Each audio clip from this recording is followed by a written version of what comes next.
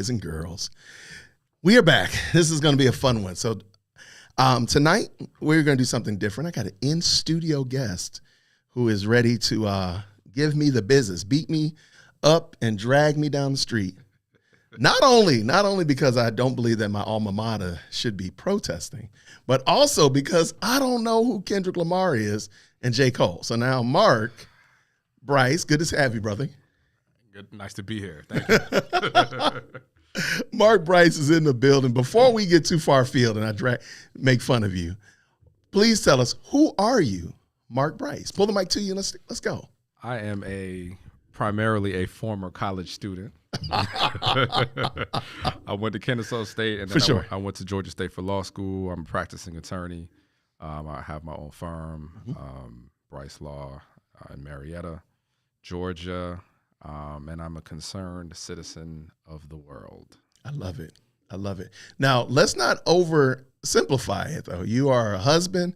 You are a father of two. One that was born a day before my birthday. Shout out to the newest Bryce. Which, by the way, what did you have? It's a girl. Oh, congratulations, man! It's a little girl. Yeah, absolutely. So, Brandon, no, Carson. I knew it's okay. So he's a big brother now. He's gonna be a big brother. Yep. Oh man, it's gonna be a whole different game. It's a whole different game. I cannot wait. I can't wait. And I'm gonna tell you the same thing. Every man who's a father of daughters says, she gonna have you wrapped around her finger. Yeah. So you know what? You're embracing it. It's kind of already happening. You're embracing it. Yeah. I lied to myself entirely too long. Trina had me all gobbledygooked, messed up. And then when Taylor came, it was a finished deal. So at least you're embracing it. See, I'm embracing it. There you go. See, I was self-deceived for entirely too long. Yeah. How's your wife doing? She good? Everybody's good. I love it. No, but I met you all. You all own your law firm is right down the street, around the corner a little bit. Law firm's down the street. Yeah, we bought that building almost 3 years ago now. Undergoing a renovation. So, I love it. Business is progressing. I like it. Well, good, man. Well, all right. Are we ready? Did you bring your boxing gloves? I ate. No boxing gloves, man. Okay. I just came here to talk. So, Mark, all right, you came to talk. What are we going to talk about? Well, I saw on your channel. Yes, sir. That you had a video critiquing your the students at your alma mater. Talking, I think it was a forum probably convened by the school leadership, the administration, and they were questioning the invitation to the president, Joe Biden, to come speak at Morehouse commencement. That is correct. That's on Sunday? Yeah. No, next Sunday. This Sunday's Mother's Day. Okay. So it's the 19th. Whew. In a week and a half. Right. And I saw it. I texted you immediately. We need to talk about this. So that's what it takes to get Mark to text me. Hey. Oh man, that's what it takes, y'all, ladies and gentlemen. That's what it takes to get Mark to text me. I got you. Yeah. Okay. Yeah. So I'm not an expert on the Israel-Palestine conflict. I pay attention. For sure. I probably know more than the average, American citizen. I was dialed in. I've been dialed in to a certain extent on the Palestinian question since I was an undergraduate. Okay. If you don't mind me asking, when did you graduate? I graduated. I graduated Kennesaw in 2010. So I got there in fall of 2006. Got it. Okay. And in 2008, there was an outbreak of violence. Israel went to war with Lebanon, and I was a communication major, and at the time, I did I was like a news correspondent on a campus radio show. Okay. And I did not know, but learned in 2008, something really simple. I learned what white phosphorus was. I didn't know what that was, but I read in the paper, and I think I saw it online, that Israel was using white phosphorus bullets in that conflict, and I did not know what that was. When I found out what it was, I found out that white phosphorus is a substance that has properties such that if it touches human skin, it will burn the skin down to the bone. Okay. And it's one of the most lethal small arms munitions that exist in the world. So the question became, and also found out that those munitions are banned to be used in warfare under international law. So the question became, why is Israel using white phosphorus bullets in a conflict when that's illegal to do that? And that was one of the entry points of my consciousness raising that occurred while I was in college. So I paid attention to that issue. I had a really, really good professor in college. He's still there. Shout out, Dr. Jesse Benjamin. Shout out to you. Shout out. He's still around. I consider him a friend and a mentor still. But yeah, so I spent more time than most kind of diving into that issue and trying to figure out why the dynamics at play between the Palestinian people and the people who occupy the place that is now called Israel. Okay. And I became convicted that at a fundamental level, the Israeli position, their posture in the conflict was objectionable. I can dig that. Okay. So, and I remember at that time, at one of the other things that happened after, I think it was either after 06 or 08. There were several conflicts kind of back to back. Some student, I don't know who, there used to be written on the back door of the student center, somebody wrote in chalk, "Palestine is still the issue," in big letters. And that, I think that sign was over the door for almost all my 4 years of undergraduate. So, it's been a thing that we as American citizens, people who live in this country, have had to consider to greater or lesser extents, depending on how aware politically we are. I grew up in a house where geopolitics was a common subject of discussion. My parents are not from this country. I'm first generation American. Okay, nice. So international politics is something that was talked about very frequently in my house. Got it. Including, but not limited to, the question of Palestine, as they say. So I can see and understand your passion. I can understand your intrigue and why that topic got Mark to text me, because I ain't got Mark to text me in a while. So I got Mark to text me off of that topic. So I'm at that. So I got another video dropping tomorrow on the same topic. So you can text me on Wednesday. But as we're looking here in the most recent stint, like in the last 2-3 weeks, that's where I was landing, because to be honest with you, I did not know, or really wasn't really that consumed with Joe Biden's position on the conflict in Israel, because it's very similar to my position on some other topics. Like, I'm not really that vested in it. Now, not saying I don't care about them at all, but rather I'm just not invested in it. And I do think that there's some topics that we need addressing here stateside, as I've expressed to you when we were on the phone and before, that I would love the same amount of zeal to address stateside. Before, I totally get what you're saying. And in the grand scheme of things, if I had to number them, there's a lot of stateside issues that I would number before I numbered the issues that you delineated. Not saying that they're not important, but just that I think there's some other issues. But what were you about to say? What's on your list? So, for example, the perfect example, because this is one of the issues that came up with the forum with President Thomas at Morehouse.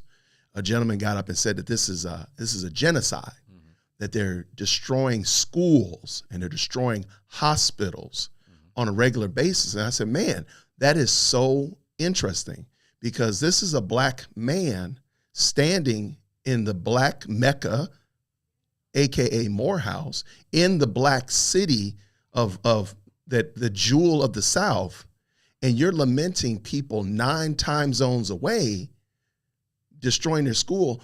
But there's a Planned Parenthood, which was started by a woman that hated black folk, that hated that man that was standing there talking to a black man about black issues, that hated them.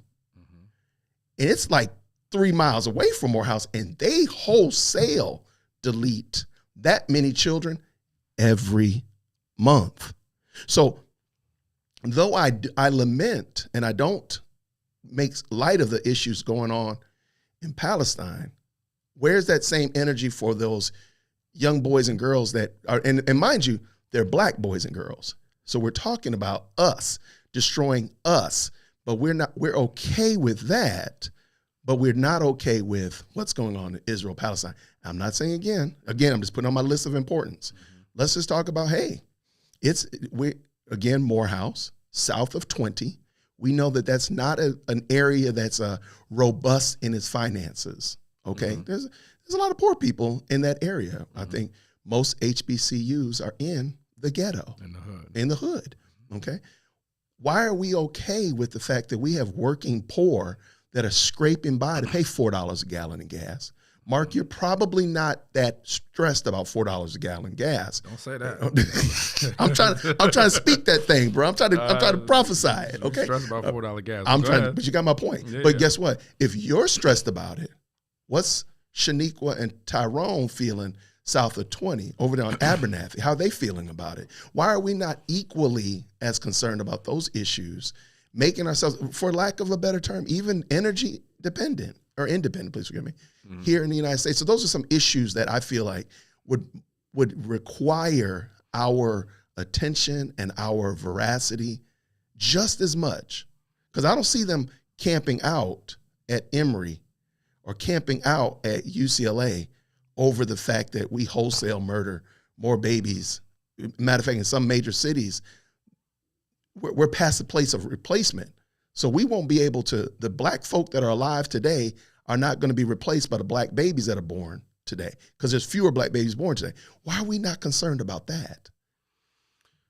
Well, okay, before I respond, so I heard you say abortion is at the top of the list. Yeah. The state of the economy in terms of its lack of provision for the people at the bottom rungs of society. Absolutely, because yes, okay. Those are two issues. Not saying that they're exhaustive, nor put them in an order of importance, but those are just two issues. I would say those are issues that I think we should equally have the same amount of energy for as we do. Because again, we got people fighting for something that they don't even know where Gaza's located. Yeah, I hear that. So I think that the way I think about these things is as follows. There are roughly 8 billion people on this earth. Yeah. And the channel is Dear Woke Christian, right? That is correct. Is this like a Christian-based channel? At the end of the day, yes. At the end of the day? Yep. All right. So I'm going to remix a little Bible verse. Not a problem. Where 2 or 3 are gathered, oftentimes there's some drama, right? Oh, no problem there. No, for sure. The interpersonal, it's the human condition, man. You know, people don't see things the same way. People prioritize and deprioritize different things.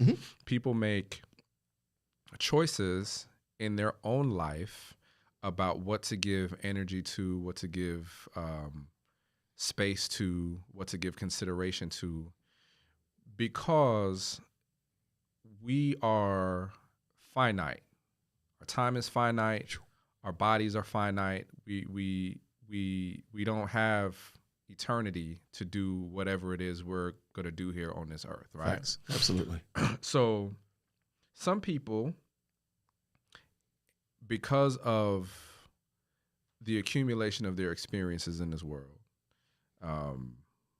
where they were born, where their parents were born, what they saw or experienced when they were a young person, whether they grew up in a conflict zone or not, whatever it is, the sum of all of those experiences help comprise a person, and it gives perspective. It shapes that person's worldview, and it may cause one particular individual to focus or to consider one topic or one issue or one sphere of knowledge over any and all others. That's fair. Right? Okay. So I think that what's happening right now in Gaza and also in the West Bank, but we could talk about that a little later. The eyes of the world right now, and have been for the last 7.5 months, on this little tiny piece of land. It's about, 25 miles long by 5 miles wide. This little strip of land called Gaza. And just to recount it for the record, because this is going to be recorded and probably preserved by YouTube for all time. Okay. There was an attack on Israeli soil on October the 7th of 2023. The political, the people who are in control of the Gaza Strip, there is a political party named Hamas, and they have a military wing, also called Hamas. And Hamas engaged in armed struggle, some may call it. Some may call it, a war crime. I personally feel as though what they did was a violation of international law, in that they captured civilians and held them for ransom, which is explicitly forbidden under international law. Correct.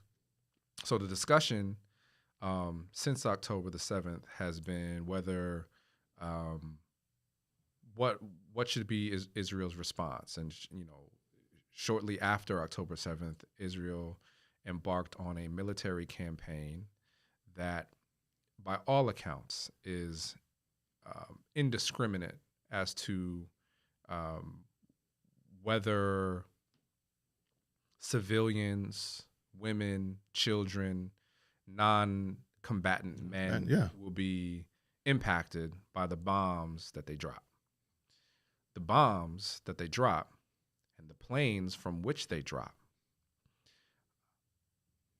come from us here. Yeah. Okay. Now, my children are babies. However, if they decide to go to college, my expectation of them would be, among other things, that when they go to college, they get the kind of an education where they would learn about the world around them and begin to think of themselves as citizens of the world. Understood. Right? Okay. There are things that we have. It is true we have local problems. We have national problems. We have international problems. We have interpersonal problems. We have familial and community problems.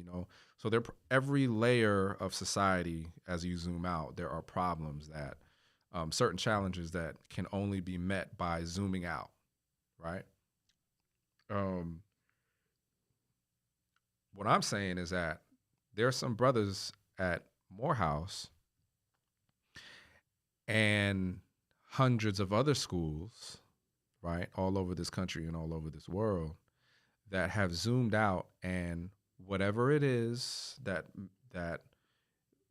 made up their worldview or their lens, or whatever they decided to focus on throughout their course of study, maybe they are first generation Palestinian, maybe is it possible? Yeah. Maybe they're Jewish and they take seriously the mantra coming out of the Holocaust of never again. Mm-hmm. Something about their life experience has led them to focus on this issue. Now, there are a lot of people who, over recent months, who have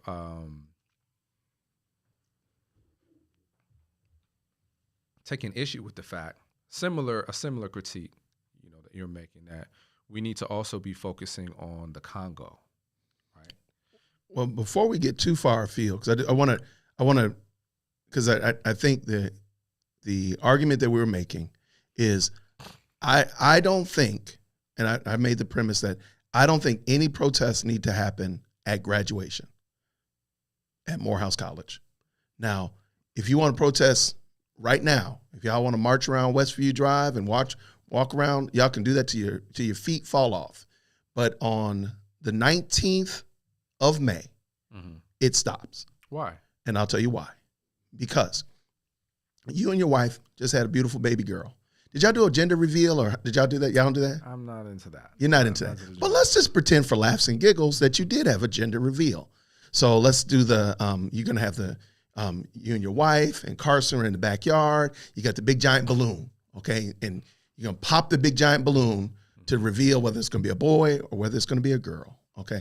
But I come and I want to run over the party, because guess what? The baby's going to be born on my birthday. So I want people to celebrate the fact that my birthday is coming up. So I really want to override your gender reveal party, that I want people to recognize that my birthday is the 17th of April. Shout out to everybody that sent me a birthday gift. The 17th of April. Now, I'm going to go on a limb. If I did that, you would feel some kind of way that Jason came in here and has overridden this event for you and your wife and Carson with his own agenda. Now watch this. You probably wouldn't have cared had I done that an hour or two before down the street. You probably don't care if I did it a day later somewhere else. You just were like, this is my event right here. This is me and my wife's event to celebrate the birth of our child, the gender reveal of our child. This is not the appropriate place to do that. You can still do whatever you want to do, Jason, just not at this moment, this hour. So going back to the house, class of 99, I'm extremely proud of being a Morehouse man. I struggled to get through. I struggled to stay in, and Lord knows I struggled to get across that stage. But as I think about lining up in King's Chapel with, at that point, was 300 other men, and they line you up and they march you out, and you march up the main drag of the school, and the last thing you hear is they close the gates and they lock the gates, because no other men are allowed to come into that gate, because the next time that gate opens, it will be opening up for 300 Morehouse men.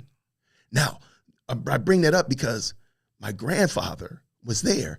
He had a meager education at best. My grandfather may have had a 5th grade education. He was able to watch me walk across that stage. My dad, my brother, my mom, all these people. And that's my 5 family.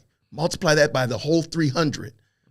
Proud, big-chested family, able to celebrate their sons, their brothers, their nephews, their cousins, their whatever, dads, that are walking across that stage, and they are getting bestowed the right and the honor to walk out that gate as Morehouse men. How prideful, how arrogant, how self-serving would it have been for somebody to jump up and in the middle of that, protest something that had no doggone value to this glorious day. Now, I'm not saying that their protest. Maybe they're protesting something that was really valid. Oprah was my commencement speaker. Oh, really? Maybe they want to protest something about Oprah. I don't know. But watch this. At that moment, all protests were locked outside that gate. All self-serving, self-seeking anythings were outside that gate, because at this moment, matter of fact, I'm behaving for your family. I'm behaving for their families, the other 300 that were there on that beautiful May 16th morning to watch us. So that's why I say that it's inappropriate to protest at commencement. I'm giving you any other day except on our graduation. Because, but go ahead. I have a couple of thoughts about that. Part of protest is spectacle. You know, I agree. So if let's imagine that your, what was it, a gender reveal? I forget. Yeah, the gender reveal analogy, or your birthday. My birthday. Your birthday. Your gender reveal. Yeah. Let's say it's your birthday and it's, you know, I think it was 1963, the day that Martin King and the folk marched over the Edmund Pettus Bridge. Yeah, absolutely. And there was a delay in traffic because of the march. Aren't you saying the same thing? So no. When is the appropriate time to protest? I think that's a great point. I'm going to say the appropriate time needs to partly be a part of what, like, for example, me protesting Palestine right now, going outside on Atlanta Road and blocking up Atlanta Road to protest for Palestine, Gaza, the whole situation like that. What does it do? I understand it's spectacle, but it doesn't do anything. Well, that we don't know the answer to. Well, I do know. I'm sorry, we do know. We really do know. We're gonna upset some Jim Bobs and some Ray Rays out there, and it's very possible I might not go home tonight because they want to go home. So I don't think protest one of the things is when you use the example of the Selma example, that one is in real time. That one is something that was on state soil. That was here. That wasn't 9 time zones away. That was something that was going on right here in the United States. So it does have it hits differently than if it were. I see. So well, okay. I think, I guess, let me ask this question. Sure. And it's an analogy in my mind. I don't know if it'll track. No problem. Hold on. Now, I'm not a Bible scholar or anything. Hey. But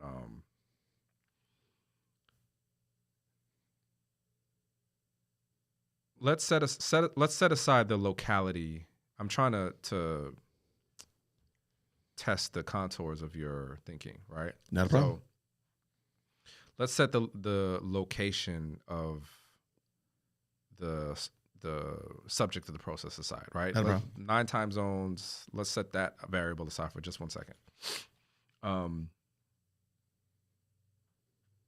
Well, let's bring it back. So if the kids, if the Morehouse graduates were protesting an issue local to Atlanta, would you be supportive of it happening at graduation? No. Okay. So even if they were graduation, in my opinion, graduation is sacrosanct. Leave it alone. Really? Absolutely. Because and here again, I know what I had to go through to graduate. I know how big-chested James, both Jameses, my dad is named James and my brother, I know how big-chested they were. I know how big-chested Daddy Jewel was, and I can only multiply that to the other brothers. So this is it. So I want that same experience, and so I'm willing to say, you know what? Sure, I got a bone to pick. Sure, I got an axe to grind. I'm going to put the bone down. I'm going to put the axe down for this 3 hours, and we are going to celebrate. And as soon as they open up those gates, as soon as I walk out there, I'm picking my axe back up, and I'm got my bone to pick. But this right here is a moment in time that I don't want to ruin for anybody else, and nor for myself. And on the same note, I don't want you to ruin it for me. So I'm praying that nobody else does it. Don't nobody else ruin it for me, because I'm going to not ruin it for y'all. That's why I say no protest. And again, I'm fine with y'all. Y'all can protest. Y'all can go protest outside Planned Parenthood till the cows come home. Just don't do it on the 19th. I understand your point. The way I see things is that certain students, based upon what we have seen in this country over the last 2 weeks, have put the administrations of the various colleges and universities, including Morehouse, on notice that because in Morehouse's particular case, they are inviting the primary enabler of the genocide. No, 9 time zones away. No, right? no. I don't argue. Wait. No. Stop. I'm saying 9 blocks away. Joe Biden is good with the complete deletion of babies. I think Joe Biden shouldn't come because of that. Right. But I know that you think that. I know that you think that. So what I'm trying to do is disaggregate some of these variables. So there's the locality argument, right? That you think that you want the protest to happen for something not 9 time zones away, something that's affecting us right here. These are little Kennesaw states. What's owls? These are little owlets that'll never be. These are little Morehouse men that'll never be, little Spelmanites that'll never exist. No more Panthers, no more Wolverines. I'm sorry, wait, but so I'm not going to be abortion. So, right. So here's the thing. The abortion is not an easy. It's not an easy thing to. It's a very. Of course, we're in 2024. Most of us probably who are watching this, we've been here our whole lives. Abortion has been a hot button culture issue since whenever, right? But wait, let me stop. I'm just going to jump in real quick. What's going on in that little sliver of land has been going on since the dawn of time too. So that been going on since the dawn of time. That conflict. So we're not going to resolve this. They're going to still be fighting. They was throwing rocks, throwing spears, throwing arrows, throwing bombs. They're going to still be shooting lasers and everything else well into eternity, should Jesus tarry. So our resolution for this issue, please understand, we're not going to resolve this issue. But watch this. We can do away with abortion. Just stop killing people. Just stop. We don't delete. We don't munch up little people in the mother's womb. That's it. What I'm saying to you is this. So I would venture to say that the median political take of the average student that is in an American college or university, they are at least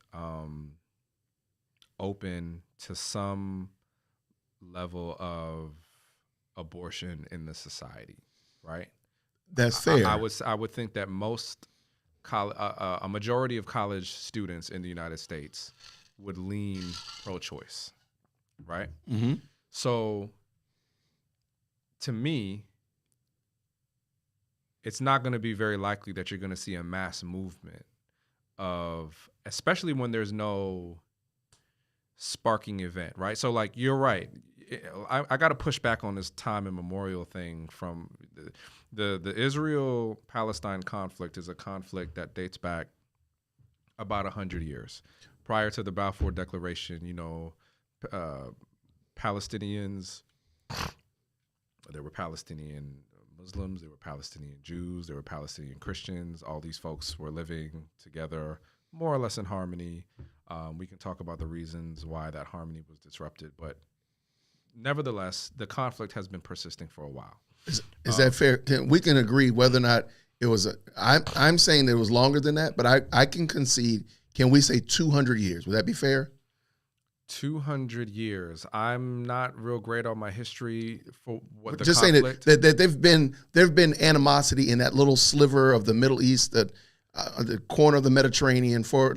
Can we say 200 years? Just I'm fine with accepting 200 years. But if you want to say 100, I'm fine with that too. Yeah, let's go back 100 because I do know that the Ottoman Empire, what we now call Turkey, dominated a lot of the regions in that area for a while. The Greeks, the Armenians, et cetera, to the point where the Jews who lived in Jerusalem at the time, they took in a bunch of Armenians in the early part of the 20th century after the Armenian genocide, and they gave them their own little spot in Jerusalem called the Armenian Quarter. Anyway, it's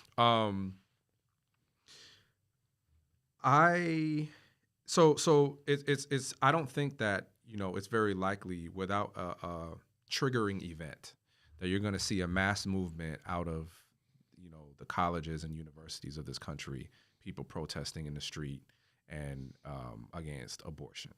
And not a problem. Right. We did have some mass protest about $4 gas, if we could use that shorthand, which was one of your issues. Back in 2011, I want to say. I think Occupy Wall Street was 2010, 2011, somewhere in there. I got you. You made a face. You don't like that one. No, I don't think that they were after. It was more of that was the eat the rich, tax the rich, the 1%. Right. That was. I'm glad that you. Coincidentally, I'm glad that you brought that up. Let me put these books over here because that ain't mine. That ain't mine. But no. And hear what I'm saying. First of all, I don't believe that all protests are the same. So I don't believe that, again, I think some protests are futile. And they're just, for lack of a better term, they're just self-flagellation. They're just doing something rather than actually being solution-oriented. And again, we can look at, I think it's fair to say, we can look at the climate change protests. The benefit of blocking up a highway in Los Angeles is what? Like, you're not going to get these people to side with your issue because they're trying to get home. They're trying to get to work. They're trying to pick up their kid from daycare. You're blocking up the highway. So what you're going to end up doing is causing more animosity towards your issue than anything else. Like, of course, if you truly believe that climate change is a real issue, blocking up the highway is probably not the best thing. Maybe we need to find a way to make the highway move smoother. So my point is, I don't think that all protests are the same. Mm-hmm. And I just think that we need to be mindful, back to the original point that we're making, though I don't believe that all protests are valid, if you're going to protest, again, I think on May 19th at 8 o'clock on 830 Westview Drive is the wrong place to do that.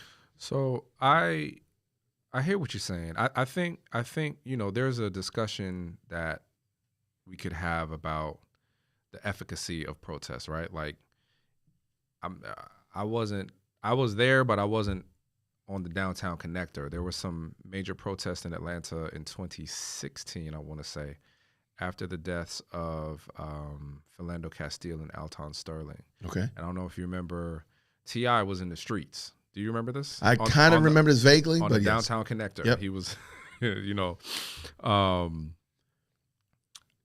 I was at the march, but I didn't take it to the, I didn't go on the highway.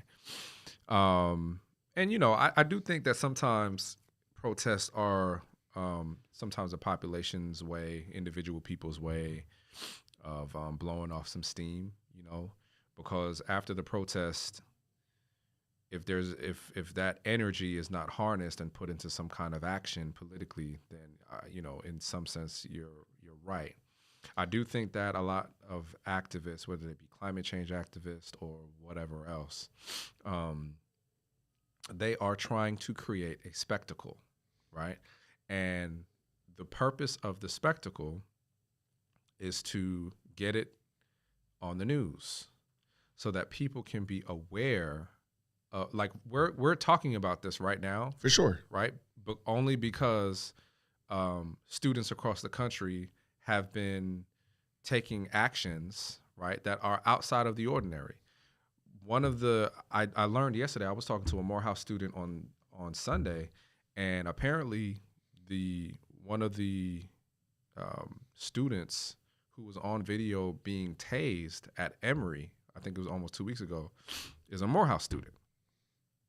Locked up, pinned down by the police, being tased on the ground. I'm not saying that he went there to get tased. What I am saying is that Martin King and Bayard Rustin and all those guys who were the civil rights leaders, 50, 60 years ago, they understood that, okay, if we want to raise the consciousness of a population, then we have to get it on TV. We have to get cameras showing the dogs attacking us, showing the hoses on us, showing the spectacle so that people, the mass of people, can see the issue more clearly, right? Do you think it's okay to, for example, I come to your church and I want to do the spectacle. I want to do the deal. Would it be okay to protest at church? To protest what at church? I want to protest the Israel situation. Let's say, Mark, you are now a pastor. I've knighted you a pastor.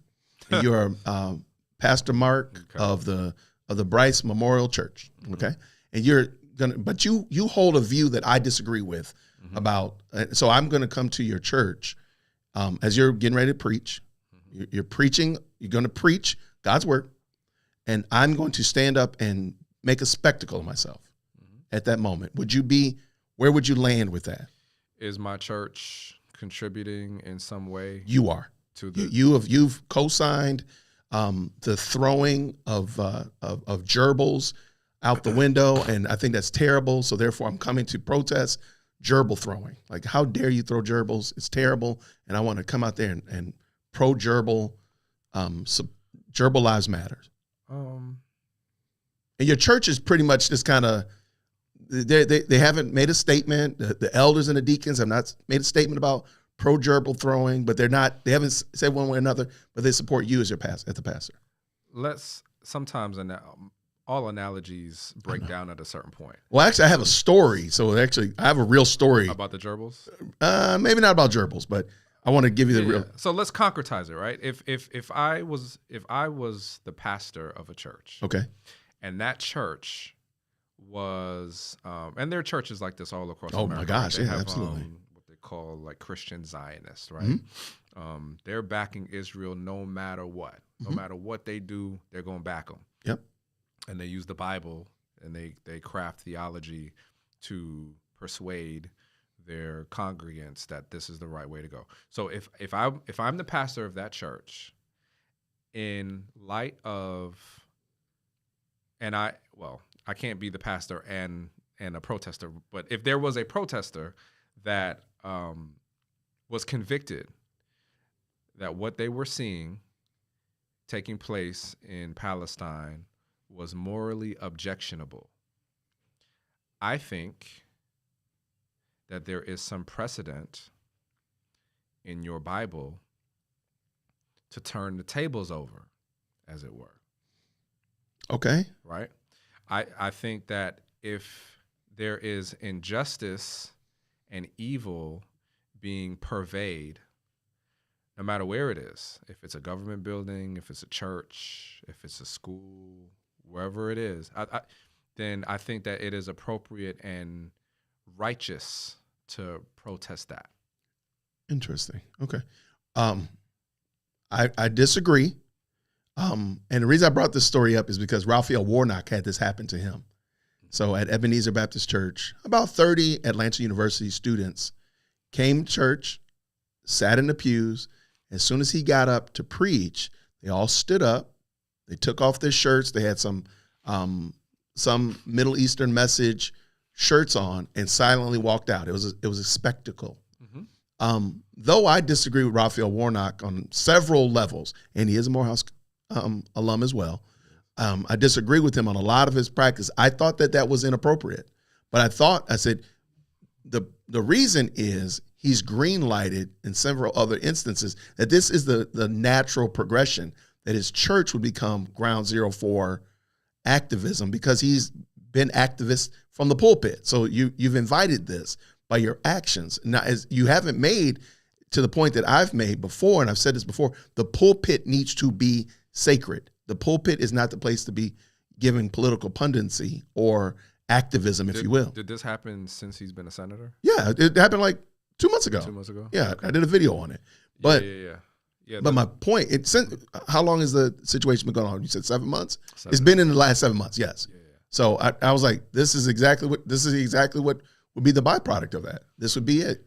So that's why I was giving that example of would you think it's appropriate? I think, again, though I disagree with Raphael Warnock and his theology, I still don't think that that's appropriate to do that in church. Now, again, you can march around Ebenezer till your feet fall off, but inside the sanctuary, inside the church, is off limits. And I use the exact same example as inside at commencement is off limits, not because it's holy or not because God is there, but because of the nature of what those men have done. I don't want to put that in jeopardy or leave the bad taste in the mouth of those who came to watch because they missed their nephews walking across the stage because somebody reached over and tried to tackle somebody or do something ignorant. That's all. There's a book. I'm trying to remember the name of the book. It's called, I want to say it's called The Righteous Mind. The Righteous Mind. Yeah. Is it this? Yep. Jonathan Haidt, The Righteous Mind, Why Good People Are Divided by Politics and Religion. So Jonathan Haidt is like I hate his last name. I may be mispronouncing it. I think it's Haidt. Haidt. I don't know. I'll go with Haidt. I'm just being silly. He's like I don't know what he is. I don't want to misdo it, but I want to say he's like a social psychologist or something like that. Okay. And he came out with that book some time ago, and he talks about in the book how people who I am talking about politics, but it doesn't necessarily relate to politics. Some people are conservative in their politics. Some people are conservative in their like personality disposition. Right. Anyway, in this book, he talks about how on a order chaos continuum, right? Okay. Like people who are comfortable with things not being so nicely and neatly contained on a societal level or on any group level, right? Single file lines and, row seating and that kind of stuff. Okay. Conservatives tend to scale much higher in their desire for order, right? So it may be something, and this is what I'm saying, like people are different, you know what I mean? Yeah. People come down differently based on their their psychology on some level, right? As to what they're comfortable with, what they feel is appropriate versus inappropriate, what is tolerable versus intolerable. Protest by their nature, the function of a protest is to draw attention to some issue, right? Mm-hmm. Most attention-drawing events that one might create generally, probably in most cases, are a disruption of the normal flow of things. That is correct. Whether they be traffic, whether they be a commencement speech, whether they be Sunday morning service, right? Now, I understand that the driver of the car on the downtown connector may be personally inconvenienced, right? The drivers of the car, they may be sure. Of course.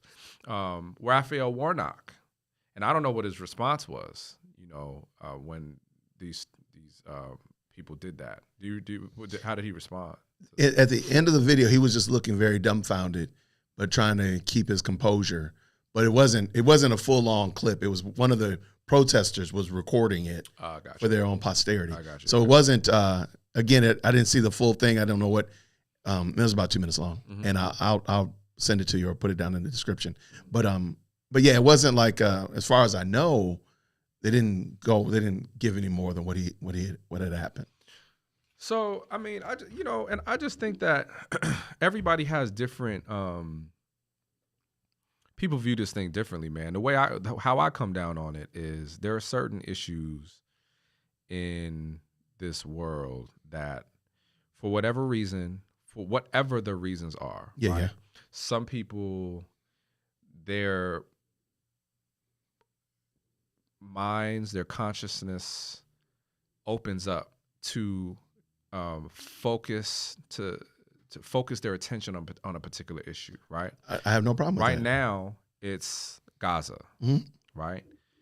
40 years ago, 35 years ago, it was apartheid.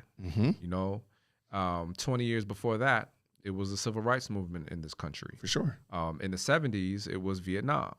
So when we live in a society that is structured and governed by elites, right? I don't know Joe Biden. Joe Biden is not my boy. I don't have his cell phone number, right? For sure. I don't know Raphael Warnock. He's our local senator, right? I don't know his number. I don't know, like, my state representative. I don't have that person's number, right? So what happens is that the way our country is set up, and most countries for that matter, the people who make the rules are supposed to represent the people. That's the whole purpose of representative democracy. But what happens in practice is that there's a political class that is an elite class in this country, and we don't have access to them. Fair. Right? I can't lobby Joe Biden to stop this. I don't have his ear, right? I'm just one person in what's now considered a swing state. And so they're playing, I'm just a rounding error in a poll. And so are all of us as individuals, right? They're playing the mass of the people game. So if I want to affect the political elites in the society, I have to do something to draw outsized attention to myself or to the issue that I'm trying to highlight, which is why I believe the students today and the students in the 80s and the students in the 70s and the students in the 60s have resorted to these what we may call extraordinary tactics. I don't think it's not that extraordinary. It's not that disruptive in the grand scheme of all things for Morehouse students to protest at their commencement.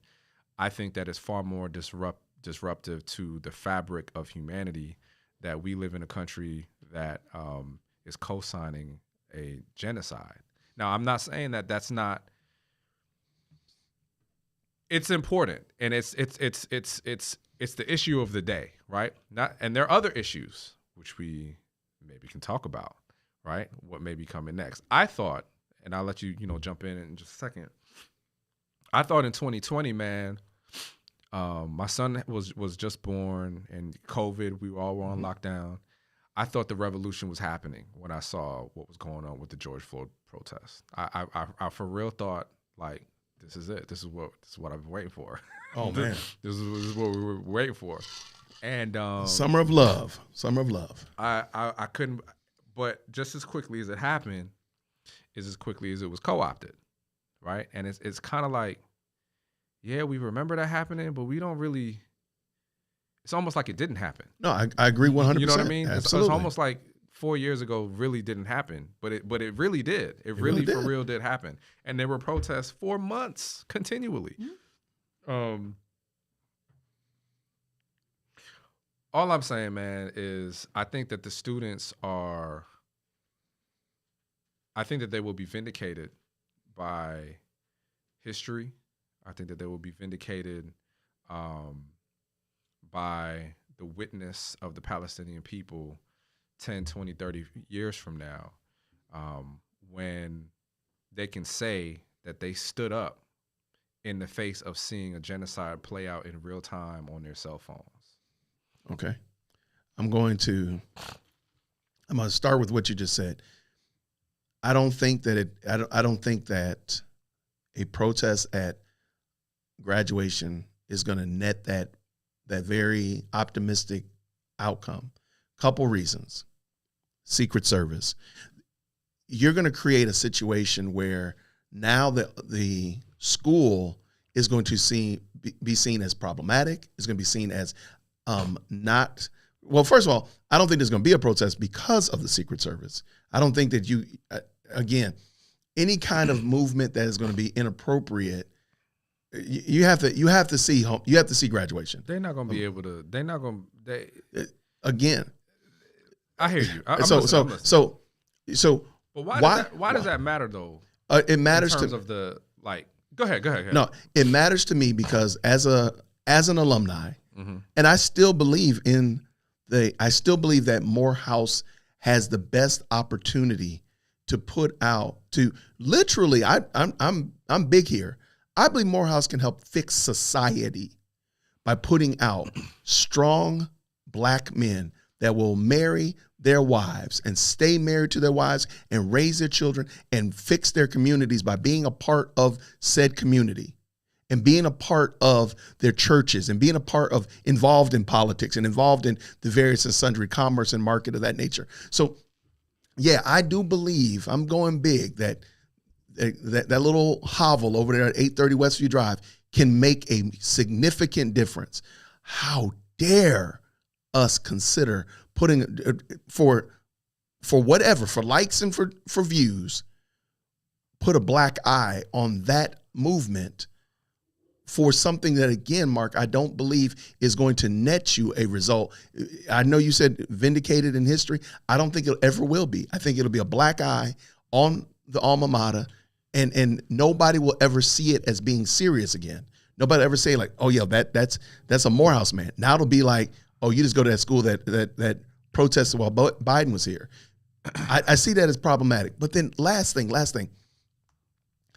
I don't believe that my standing up for something that's going on outside of me, all while something that is within my reach, within my grasp of resolving and at least standing up for, because you said you were alluding that, a lot of people are pro-choice, and a lot of basically like it's going to be hard to turn that ship around. If I could use put words in your mouth, like it'd be hard to turn that ship around. Dagnabbit is worth trying. It's well worth trying to turn that ship around than being consumed. I would much rather see the men at Morehouse consumed with the idea that we're going to stop murdering our children, because those are house that'll never be house. They'll never be house. But rather than, because guess what? If I save a little boy or a little girl in Gaza, they're never going to be house either. Then they'll never be Spelmanites either. So why not fix the ones that are right here? Because dagnabbit, some of y'all Negroes sired these little rascals that y'all are munching up.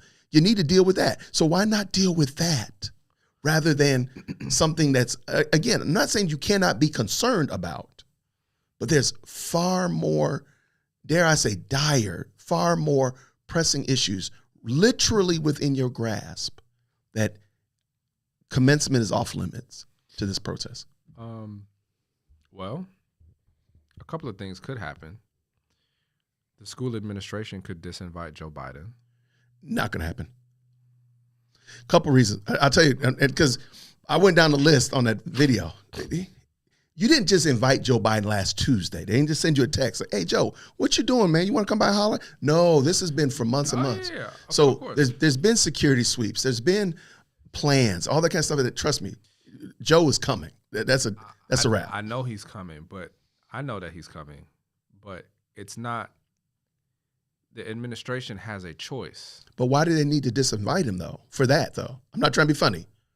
Because I think that you're putting the whole onus of order at that event on the students. If the protests are a given, which I don't know that they will be a given. I don't think they will. But if they are a given, they've been happening at many other commencements all over. I think Ann Arbor, there was a big one. Dude, they moved. Georgia State, they moved. They moved Emory's from the campus to Gwinnett. They're going to be at Gwinnett now, at the Gwinnett I know that Center. I know that a lot of the ones where some of the major crackdowns have happened, they're canceling it altogether. There's no way. I'm just going to be honest, bro. There's no way on the planet they will have. They will move graduation into the arena and just have just the students. Let me ask you a question. Why do you think it's appropriate for Joe Biden to be speaking at Morehouse? No. For commencement? No. And what are your reasons? Because he has no problem with unfettered munching up of babies. He has no problem with a boy thinking he's a girl playing in girl sports. I have 2 girls. I'll be danged. And I would be livid if my daughters work their butts off to play varsity lacrosse, varsity volleyball, and are playing against a doggone boy.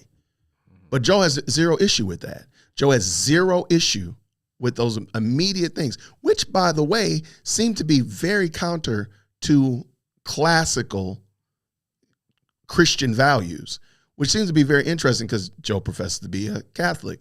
He runs counter to his own doctrine. So I disagree with him being there for that. My issues are not with what's going on in the Middle East. My issues are what he's doing right here stateside. I hate the fact that we're paying $4 for a loaf of bread. What's that about? There's a lot of other issues stateside that I don't think Joe should be commemorated for. And then at the end, of course, he's going to get an honorary degree.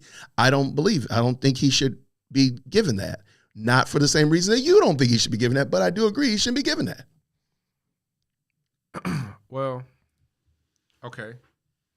Is there anything else? Because I heard abortion and I heard the economy and I think you just raised a trans issue. Yeah, the plus community. Those are my most biggest. Those are my biggest, because every day it's another letter being added, so I don't have time for that. So it's just plus. I hear what you're saying. But those are my biggest issues because I think those are issues that people just let slide right on by. So, okay, so man, it's a lot to kind of. All right, so why do you think he should not? So your argument for him not coming, if I understand you correctly, is his participation, his stance on what's going on in the Middle East. I think Joe Biden should be arrested and tried in The Hague for war crimes. I think that he should have no safe haven. I don't think that he should be made to feel comfortable in any place in this society based upon what he has enabled and perpetrated in the names of all of us as Americans. I think that politicians who beat the drum of warmongering and fear-mongering and international intervention in people's lives and places that really you wonder, why are we so involved in Israel, right? 9 time zones away. Absolutely, in absolutely. Words, right? Yeah. What is the purpose of this this far-reaching, ever expanding, ubiquitous military-industrial complex? What is its purpose? Now, I learned that the purpose of a system is what it does and not what it claims to do. Okay. Right? That's like systems theory 101. Mm-hmm. We can say that an entity is here to spread freedom and democracy. We can say it to the cows come home. Yep.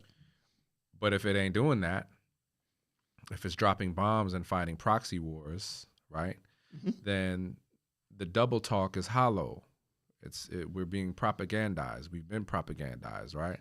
I think that Joe Biden and Trump before him and Obama before him and Clinton before him and Bush before him and Reagan, the whole lot of them are in very specific instances in ways that have real world effects, war criminals.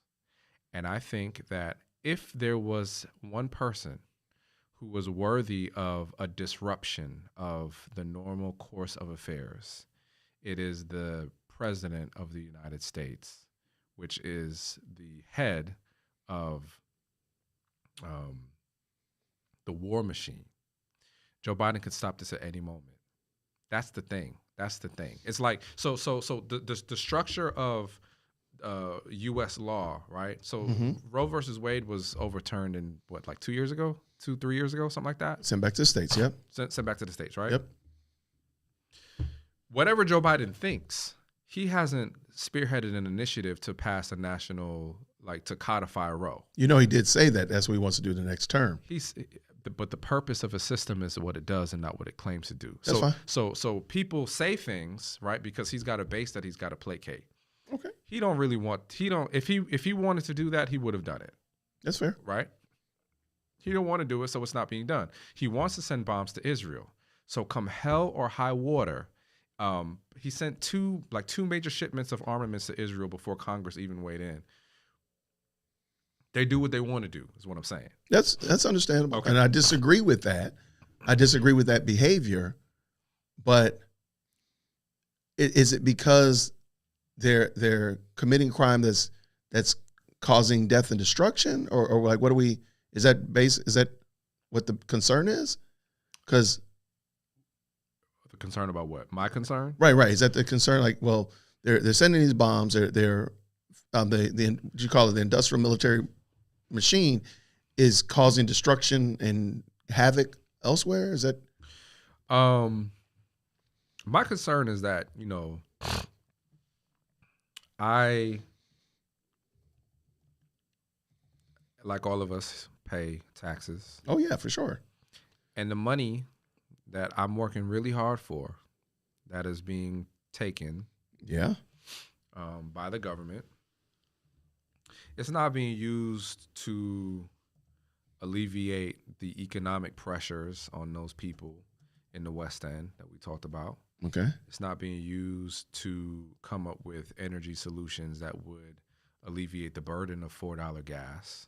It's not being used to provide low-income housing and basic standards of education for the population in this country. It's not being used for that. It's being used to send weapons of war 9 time zones away, as you say, to massacre a people for ideological reasons, right? I got you. Okay, that's my concern. No, I agree with that. And I agree that, hear me. I disagree with that as well. I only disagree more with the destruction of little brown babies and little black babies stateside. All right. So that's what I'm saying. So let's talk about the baby state, because, let's unpack the abortion thing. Not a problem. So do you know, because this issue seems to be important to you?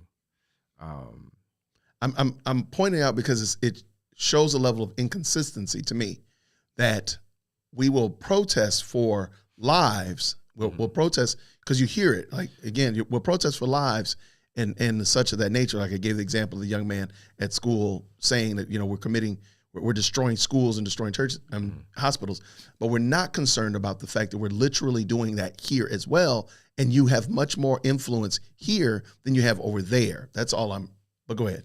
Okay.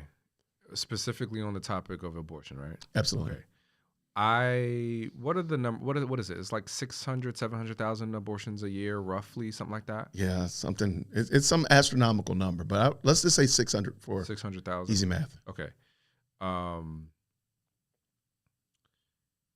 Do you know how many of those are black babies? Do you know? Do you have there's far more than white. We murder a lot of our babies. Really? Yeah, we do a lot. Yeah, you can look it up. Look in Georgia. Just pull it up. Like Georgia, we do it well. Sad to say. Abortions by race. Georgia. United States. Reported legal abortion. State indicator. Is there a number that would be okay, though? Just wondering. Is there a number of what that would be okay? Of deletions of little people in the womb that would be like, oh, well, it's okay if it's X number, or it's okay if it's Y number. Is there a number?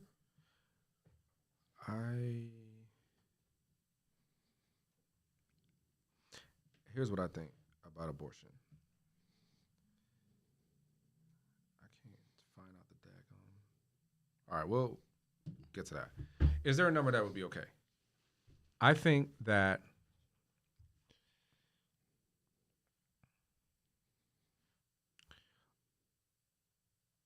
so far as I know, abortion is something that occurred with some regularity prior to its prior to Roe, right? Before 1973, people were getting abortions, right? That's correct. I've seen documentaries that show, however many centuries ago, there have always been people that get pregnant and don't want babies, and it does. Yeah. Folks in the Victorian era in the UK, well, what is now the UK, right? England or whatever, they, she had sex with somebody she wasn't supposed to, and it was going to ruin the thing. So, Right. we got to send her off to Wales somewhere. Something, yeah. And she comes back, so it's kind of one of those things that is going to happen. I got you. Okay. Here's where I am at with that. In the same way that you decry the inconsistency of the destruction of hospitals and people and the healthcare system in Gaza, and I would imagine that there are many individuals who take that stance on Gaza, right? Mm-hmm. But who are also pro-choice, right? Inconsistent. And that seems like an inconsistency, right?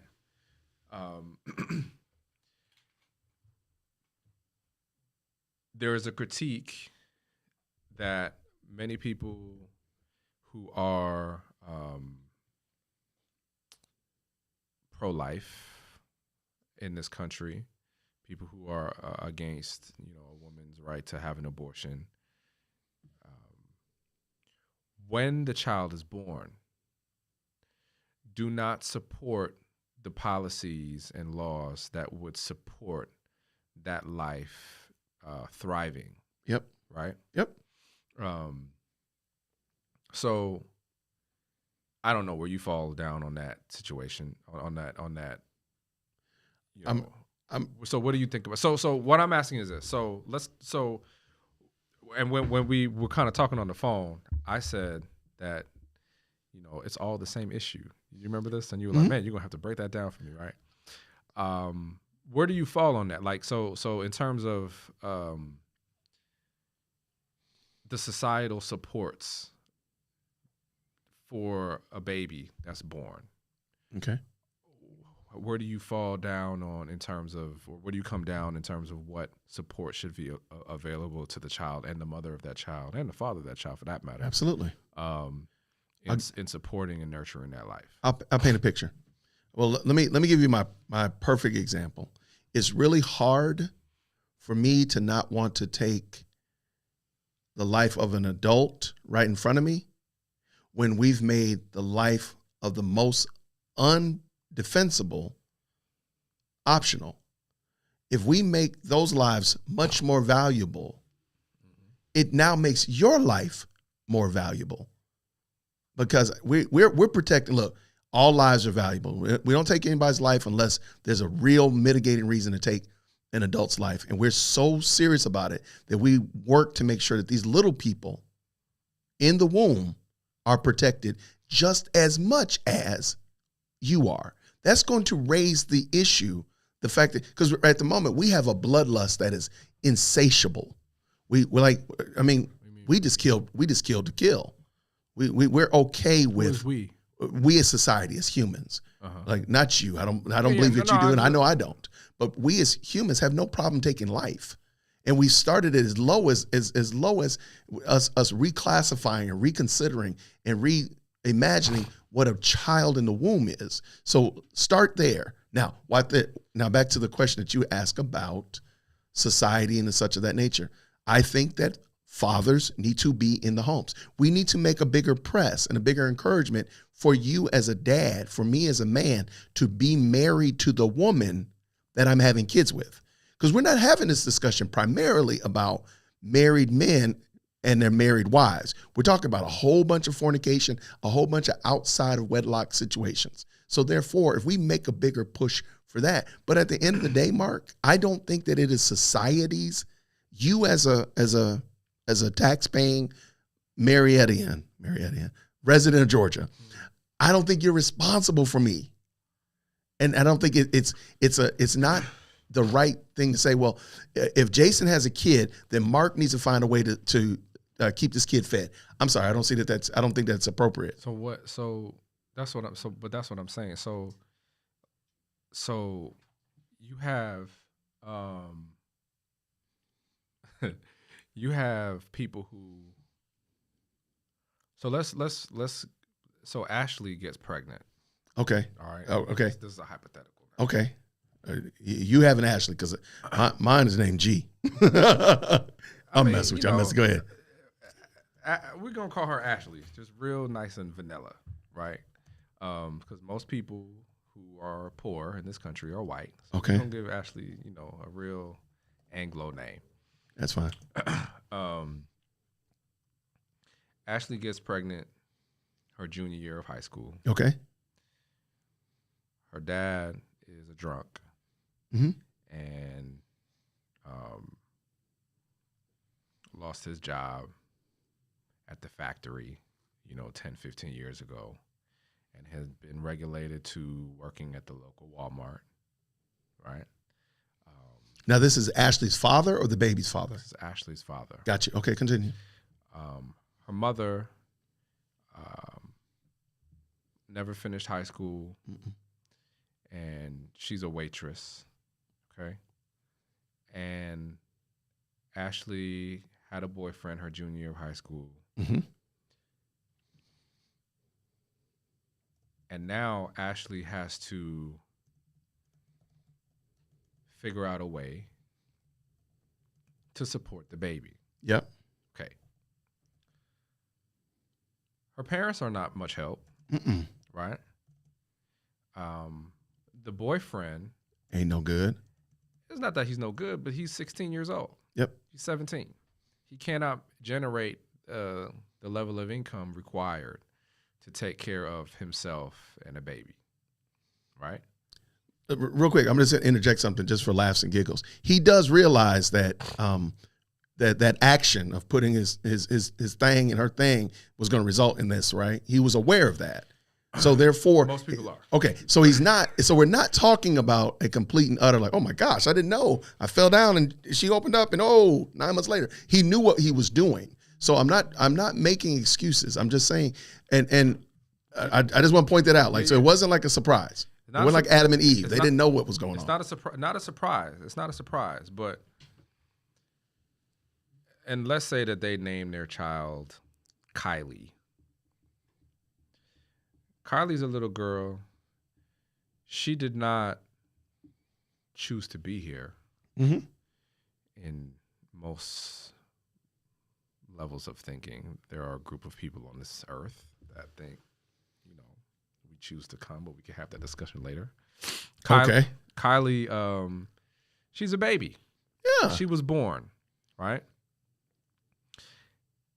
Never mind what her parents knew or didn't know.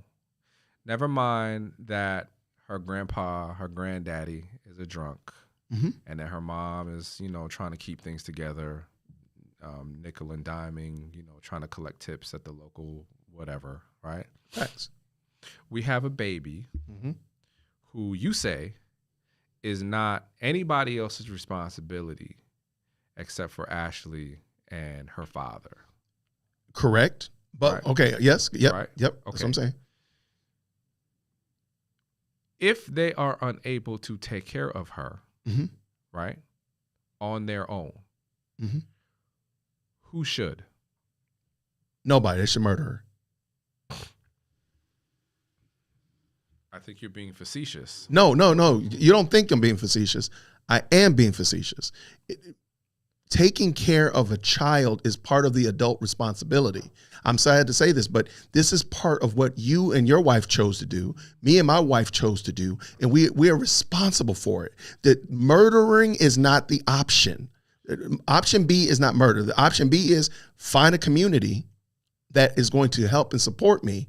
But I mean, if you're 16, are you trying to tell me in 2024 that you can't get WIC, a housing voucher, a car voucher, dagnabbit, cross the border and walk back over, and they're going to take care of you in California. There's no reason to murder your children. So, okay, there we go. So that's what I'm talking about. There's services to take care of. So I'm talking about those. So this is what. Okay, so you're saying that we all are paying for that. Absolutely, I hate it too. I hate it. We're paying for WIC. We're paying for Medicaid. We're paying for all of that. We sure are. Right. But we're also paying for the murdering of our children, because guess what? There's fewer doctors that you and I are going to need, because I just crossed the threshold of 50. There's a doctor that I might need in 25 years that isn't born. There's a doctor that wasn't born 10 years ago. So we're going to lose out on that. Ask China with their one-child policy, how that worked out for them. Their economy is in dire straits because they don't have enough humans. So we're paying for it on a physical, economical level, but I also think we're paying for it in a moral, spiritual level, that we no longer view life like we should. And we're literally more concerned about life on our TV, on our smartphones, than we are about the ones that literally are 5 miles away at the Planned Parenthood by Whitewater. We're more concerned about those lives than we are about the lives that literally are directly impacting us. Planned Parenthood by Whitewater. Right there by Whitewater. There's a Planned Parenthood right there. They don't do abortions there. They do them. They don't do abortions there. Are you saying that because you want to believe that they don't? Or are you saying it because they don't? Because they do. I'm pretty sure that they don't. They do abortions there. Literally 5 miles from here. So that's what I'm saying. Like, Mark, let me ask you this. And sure. I'm not see, like, this is one of these things where, like, whoever makes up you, right? Mm-hmm. You are focused on this issue, right? And I don't begrudge you for that. It's not, I mean, I think that personally, where I come down on this is that it gets real philosophical real quick as to what constitutes life, right? And when does it begin?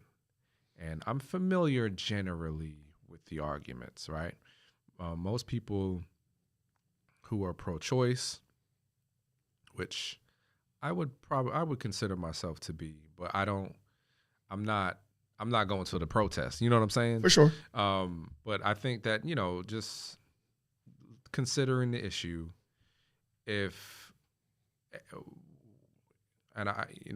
don't think that there is a human consciousness at the moment when an egg is fertilized. That's me. And Mark, hear me, Mark. I'm not going to argue with you about that. All I'm going to say is, since we know that that egg and that sperm, when they connect together, it does become a human, why err on the side of we don't know when it is? Because again, in Illinois, they argue that even after birth, if it's a botched abortion and a live human is born, you can leave it to die in Chicago. So why err on the side of life? We don't know when life is, and this, that, and the third. But again, we want people to have the same the care and concern about somebody that's on the other side of the planet, or even in another state, for crying out loud. Why err on the side of we don't really know, but y'all got to get all up in arms over here? Why not say, you know what? Maybe we know that this is going to be a human. We know that. All it needs is time and nourishment. That's it. We know it is going to be a human. So we're going to go ahead and protect that. And we want to protect these other little people, other places, and so on and so forth. I'm perfectly fine with that. But I think I see a disconnect in, we don't know when this one is. So we got 9 months to figure it out and do whatever we're going to do to it. But over here, now we got to be concerned. I think we're being inconsistent, and not only inconsistent, I think we're being morally wrong. Where do you, how do you feel about like the rape and incest exceptions? I don't think a child should pay for the sins of their father. So So if a child is if a child is a product of a rape, you don't think that the child she can place the child for adoption. That doesn't mean the child should die. I mean, if I'm not even supporting the guy. Jesse Jackson's mom was raped. Okay. Following this logic, Jesse Jackson could have been vacuumed out of his mom's womb without any problem. I think we all can agree that probably wouldn't have been the best thing. Wherever you land on the Rainbow Push Coalition and what Jesse Jackson has added to society, I think we all can agree that probably wouldn't have been a good thing. Now, with that being the case, then what? The baby can be placed for adoption. Mm-hmm. And please understand, and again, same thing with incest. The baby can be placed for adoption. Why does murdering the baby have to be the only option that we're pursuing? Yeah. That's all I'm saying. I mean, I get it, man. You know, I had this crazy case several years ago in juvenile court, and the young lady was like 13. I want to say she was like 12 or 13, and her mom and her dad had divorced. I believe she was living with her mom, and as I remember the story, she got upset with her mom or something, and she ran out the house, and it was evening in the fall, I want to say. So it was the sunset. Sun was set, and somebody saw her walking on the street and asked if she needed a ride home, and she said yes, because it's cold, it's dark. They picked her up. They took her back to their home. This is a grown man, and drugged her up, raped her, and then he called one of his buddies, who was a convicted sex offender who had gotten out on parole. This is a guy, he lives, I think, somewhere in like Douglas County, I think. So takes her over there, 13, bro, drugged her up, whatever you name it, it was in her system. And it was only when the guy's parole officer came and saw her at the house, and the young lady, she got scared because she kind of knew what was up, and I think she left and ended up calling her mom and got picked up. Well, after that whole ordeal, right, the family determined that it was best to live with her dad, right? Mm-hmm. The dad then rapes his daughter, and she conceives a child. Suffice it to say that all manner of psychological problems has befallen that young lady. Yeah. And she feels it's just a crazy situation. No, you know, bro, that's heartbreaking. Yeah, that's a real thing. So argument. I get when I say I understand what you're saying, I think that there's a, like, on the moral tip, I understand. I do understand people who take a pro-life position. My issue is that is the inconsistency, right? So, like, if we are going to live in a society that says, look, we're not going to tolerate abortion. Mm-hmm. We believe collectively as a society that abortion is akin to a murder, right? And so we're not going to do that. We want to support all life. In the same way, in your telling that Jesse Jackson's mother was raped, I believe so, right? So, and I don't know if that's true or not, but let's just say it was, right? Had Jesse Jackson's mother gotten an abortion, there would be no Jesse Jackson. There would be no 1984 Jesse for president and all of the fruits that flowed from that campaign, et cetera, et cetera, et cetera. If it just so happened that Jesse Jackson didn't get properly educated, if it just so happened that when he grew up in a situation where, conditions were adverse to him such that he made some bad choice. It was on the book. Somebody wrote the other one. Who's this guy? Ben Carson. Ben Carson almost killed a dude. Yeah. Straight up almost killed a dude, right? Yep. And it's only because the dude had one of them big old belt buckles that he became Ben Carson, right? Yep. You said earlier, when somebody protests, you never know what's going to happen, or it's not going to do anything, right? Mm-hmm. And I said, oh, well, we don't know that. And the reason why I said that is because on a philosophical level, right, one can never know the consequences of an action. You do realize that's what I'm saying. We don't know the consequences of us wholesale murdering 600,000 babies every year. Right. Like, imagine what that would be for our economy. Imagine what that would be like on the very basics. And I'm not mentioning, I don't think we would have that many babies born, because I think if we made the push and encouraged the pair bonding of a man and a woman together and living together, then we wouldn't have 13 deep families. But I think we would know, like, hey, we don't need to be murdering our babies. I think it would change our overall psyche as a people, that we would recognize, like, hey, life, because you said we protect all life. Well, then it would be very easy to say all life, like literally all life, like your life, my life, little Kylie's life, all life versus some lives all the time. So let me ask you a question. You ever been to an abortion protest? Yes. How did that work out? It was very graphic. It was very, very moderate. Actually, it was right there at the place that I was talking about, over on Whitewater. It was pretty low key. It was just, they had a couple speeches and people were just there, being, we're abolitionists, so they were being against the practice of abortion in any way, shape, or form. So yeah, it was pretty low key. Was it like during a time when people were walking in and out and stuff? They're just out in the parking lot. They set up a small stage, maybe 50 people, maybe. Just there.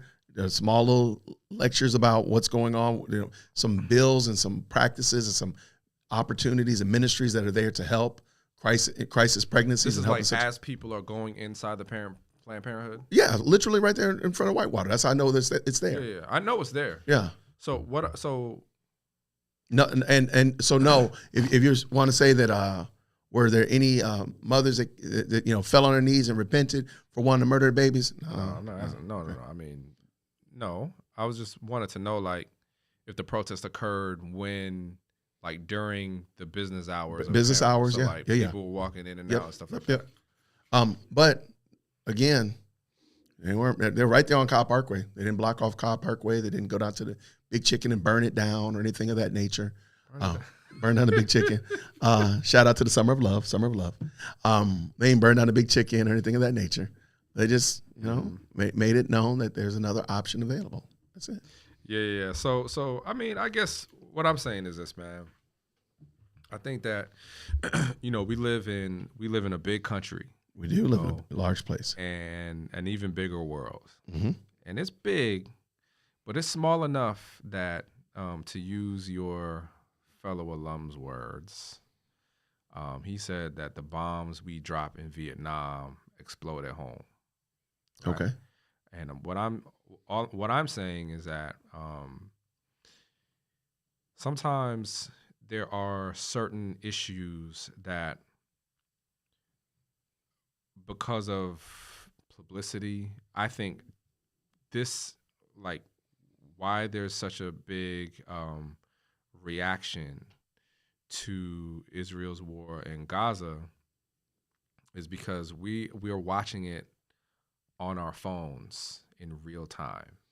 That's fair. The policy of the United States after the Vietnam War was that from henceforth, we are no longer going to show the body bags coming back from Vietnam off the plane. Okay. In the 1960s and 70s, they did that. And every night on the nightly news, right, Americans all over the country saw body bags on top of body bags on top of body bags. And it generated the same effect that TikTok and Instagram is having today, where you roll over and you start doom scrolling, a father picking up pieces of his child and putting it in a grocery bag, You know what I mean? Yeah.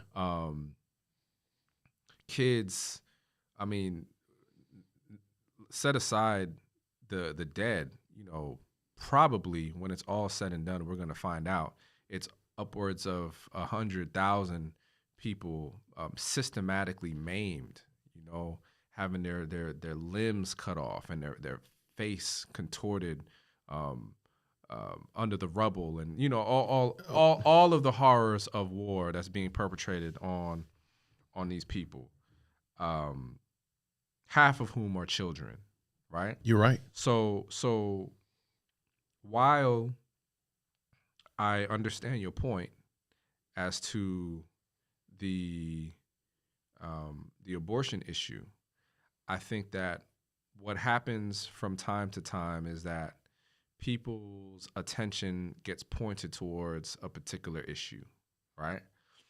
Some years it's police brutality against Black people. Yep. Some years it's what was dubbed as Me Too, right? Yep.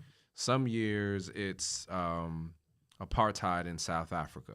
Some years it's this war or that war. I'm old enough to remember the anti-war protest against the invasion of Iraq.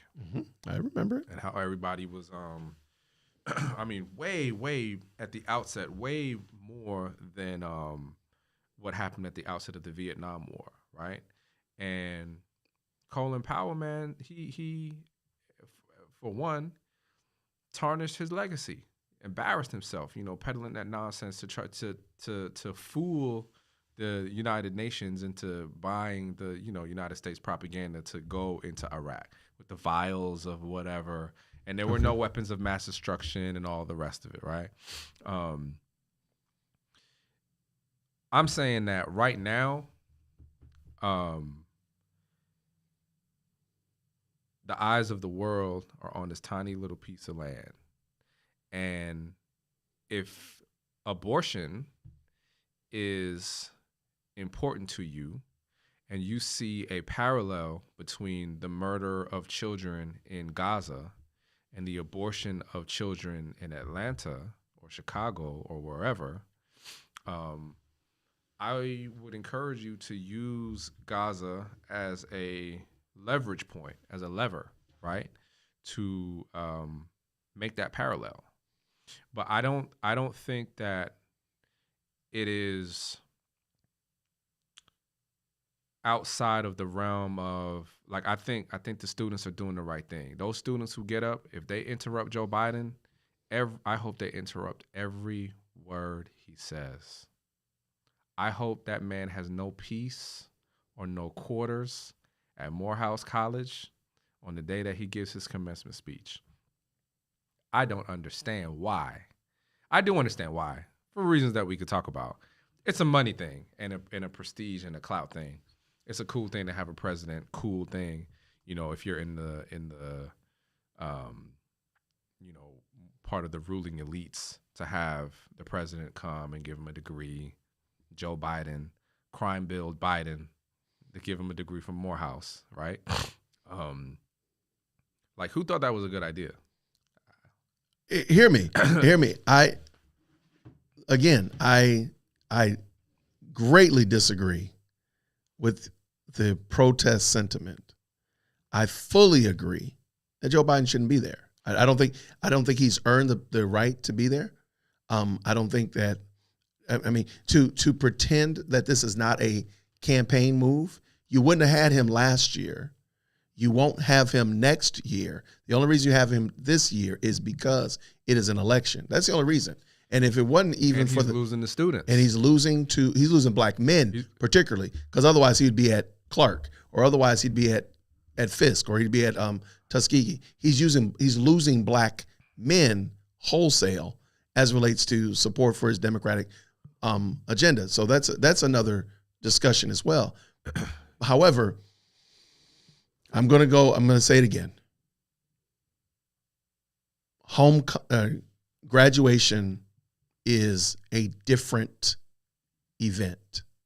And I don't believe that, shame on anyone that would leverage our influence as Morehouse men because of how you view Joe Biden. Again, I disagree with Joe Biden pretty much on everything. He probably would tell me today's Wednesday, so I disagree with him even on the day it is. But that's not the place to do it. Let me ask this question. There's a story in the Bible where Jesus got mad that they were engaging in forms of commerce within the temple walls. Yep. And he started wrecking when he went in there. Christ cleansing the temple. Yep. Okay. We are reading that story. We typically read that story from the perspective of exactly what you said, Christ cleansing the temple. Mm-hmm. But from the perspective of the money changers, right, the folks who were doing their thing, he's jacking up our stuff. And what I'm suggesting to you is that the administration of Morehouse College, the President of the United States, those who are instrumental in facilitating the murder, the slaughter of men, women, and children in Gaza and quietly all over God's earth, right? Mm-hmm. They're the money changers in that story, right? And while I understand that for many, graduation is a sacred time, sacrosanct, as you say. For some, it's an opportunity to turn the tables over. That's what I'm saying. I got you. So from a moral place, I knew and forgot and rediscovered that, what was it, 40, 50 some odd years ago? So you just turned 50, right? So Yep. you born 74. Yep. And I think it was 2 years, so 52 years ago.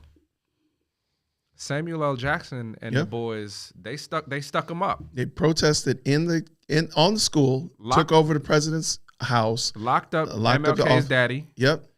And only let him out because he had to go to the doctor or something. They didn't want him to have a heart attack or something. Facts. Okay. But again, what they were protesting was things that were, again, they weren't protesting something going on out on another continent. Yeah. But right now, the Morehouse students are protesting the fact that Joe Biden is coming to Morehouse. Why are they not protesting that Planned Parenthood is munching up babies? Why are they not because they ain't focused on that. That's the problem. That's why I'm saying, like, leave graduation.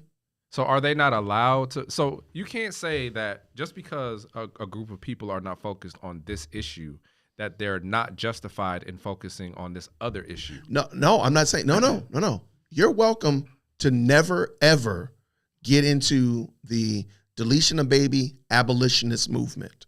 You don't have to agree with me. You can still disagree with me. And I can disagree with you about Gaza.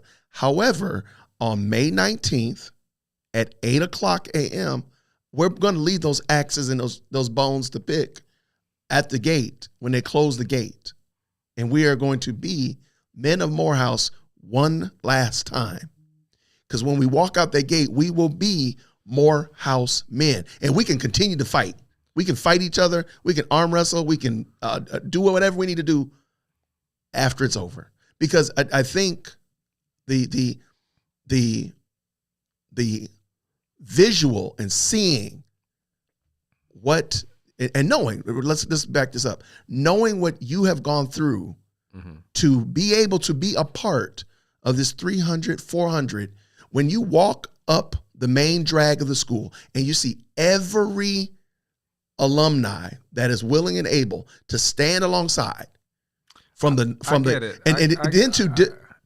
saying, I'm not a part of the Morehouse mystique. So but most people feel like that at commencement, right? It's like a lot of times it's like first generation people going to college and all of that and all that. I get that. What I'm saying to you is this, man. If I'm 22 years old and you got some kids who major in like history and political science, and for the last 4 years, right? Yep. They have been fed a curriculum of seeing themselves as a global citizen. Open your mind to show concern for not just you, right? Like you are to be a change agent in this world, okay. right? Yeah. And I'm saying that the most righteous thing that they can do in this moment, when every time they turn on their phone, they're seeing children being slaughtered, is to raise up their voice in a way that may be uncomfortable, that may be inconvenient, that may be what some may call disrespectful or not sufficiently deferential to the President of the United States, right? There's no better time to demonstrate that you have expanded your consciousness over these last 4 years than to give voice to them little kids in Gaza who are getting their heads blown off, right? Because Joe Biden is giving Benjamin Netanyahu 2,000-pound bombs that are unguided and taking out entire neighborhoods. But Joe Biden is okay with taking out 5 miles from us the same amount of kids. But they not focused on that right now. But see, then I'm not focused on that either, and therefore, why not say we're gonna put our differences aside and celebrate where we are? Because otherwise, I don't see your righteousness. I see you as being a butthole. I put it like this. I put it this way. If the collective consciousness of a plurality of students at Morehouse College felt that abortion was wrong on a moral level, and they decided that their education led them to an enlightened, reasoned place that abortion is murder, this person tolerates this thing, we're going to protest it? I'd still say no. I would say yes. I would still say, again, all I'm saying is that May 19th at 8 o'clock till 12 o'clock p.m., that is put on pause. That's it. Because there's just entirely too much hinged upon grandmas and aunties. It ain't Go ahead. It ain't that much. It ain't that much. You're gonna walk across this. They'll get their degree. Right, they'll get their degree, but they didn't come. They didn't come. Otherwise, they would have Zoom called it. They'd have just said, "Call me, baby," and send me FaceTime, me, baby. But no, they wanted to see it. They wanted to be a part of it. So no, it's more than just they'll get their degree. I understand. I do understand that. I think we disagree about that, and I just think that the call of the moment that we're in, man, it's kind of like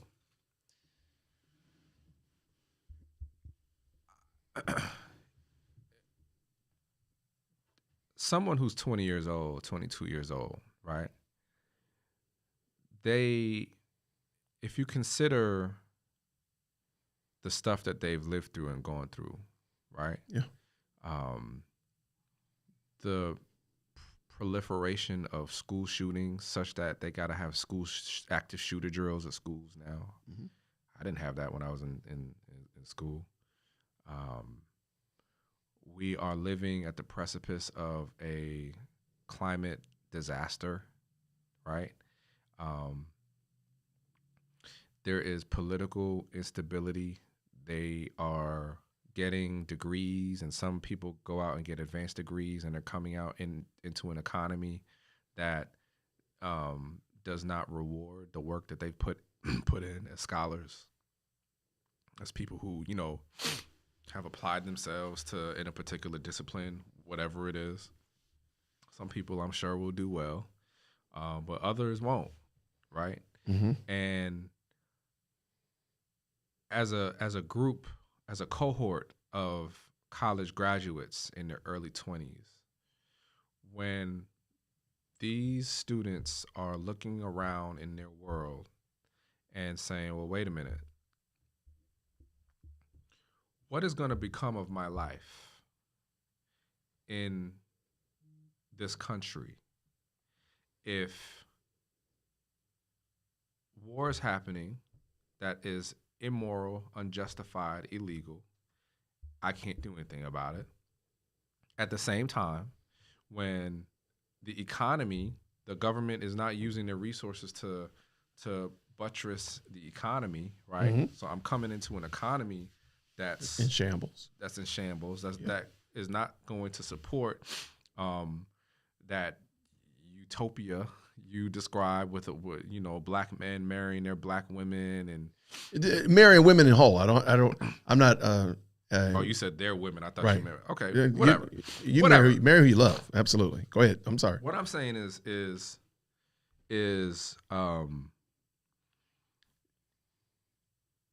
I think that they think they don't have a whole lot to lose.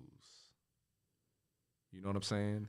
I got you. And so the ends to which they are willing to go are maybe further than a generation or two ago, in terms of the level of protest, their commitment to their cause. Now, to your point of, I want to, with respect to the abortion issue, if the collective consciousness of any group of people led them to, from a place of moral indignation, protest because of the abortion issue. I've been at political rallies, right? Yeah. I went to a political rally in the 2020 cycle before COVID hit. Mm-hmm. So it might have been 2019. In the AUC, I think we were at Clark. I forget who it was. It might have been Elizabeth Warren or something. Got it. Whatever. I was just tagging along. And somebody interrupted her. It was a group of folks, and they didn't like the fact that she was challenging charter schools. It was like a charter school thing. Mm-hmm. They wanted charter schools because in their experience, charter schools work for them, right? Fair enough. And they interrupted her. And I think I can't remember however she handled it is not important. What's important is that they decided to protest a political elite. Mm-hmm. And I'll support that. If you are in a position of power such that you achieve an office of senator or president or in some high office, for sure, the people put you there, and the people have a right to confront you, to make you feel uncomfortable wherever you are. If you're in public, now if you're in your house, right? But if you're in public, that's what you signed up for. That's what you signed up for. Joe Biden, man, this dude, Joe Biden, 4 years, was it? Yeah, like 4 years ago, got on with Charlemagne. I heard you call him Charlemagne, the false god, the fraud, the false god. Oh, I can call him Charlemagne the fraud too. I think you said that. I've called him several things. I don't respect Charlemagne. Shout out to Charlemagne at the Breakfast Club and DJ. You need to be in jail. No, I call him Charlemagne the false god and Charlemagne the fraud. Because of the real estate stuff? Yeah, the real estate stuff. Like, how did they raid iHeartRadio, taking computers and stuff out of there, and the dude is still employed? I don't follow the case, so I don't know. Okay, go ahead. But I hear what you. Okay, so yeah, man, the whole if you don't vote for me, you're not black and all of that kind of stuff. And to me, I think that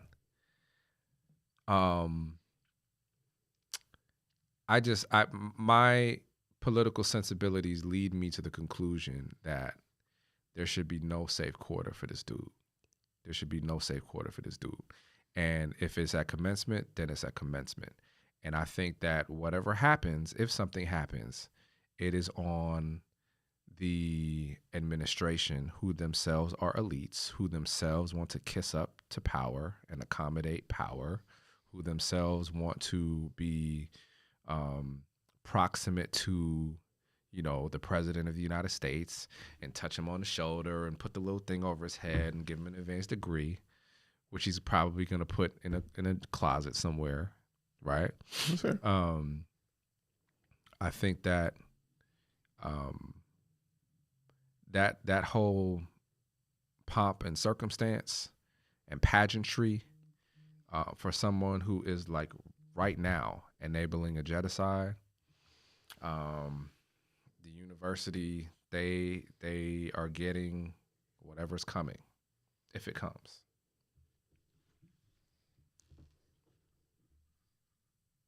I disagree with you. I understand, however, I understand your position and why you feel that way, which again, I don't think is wrong or in error or anything of that nature.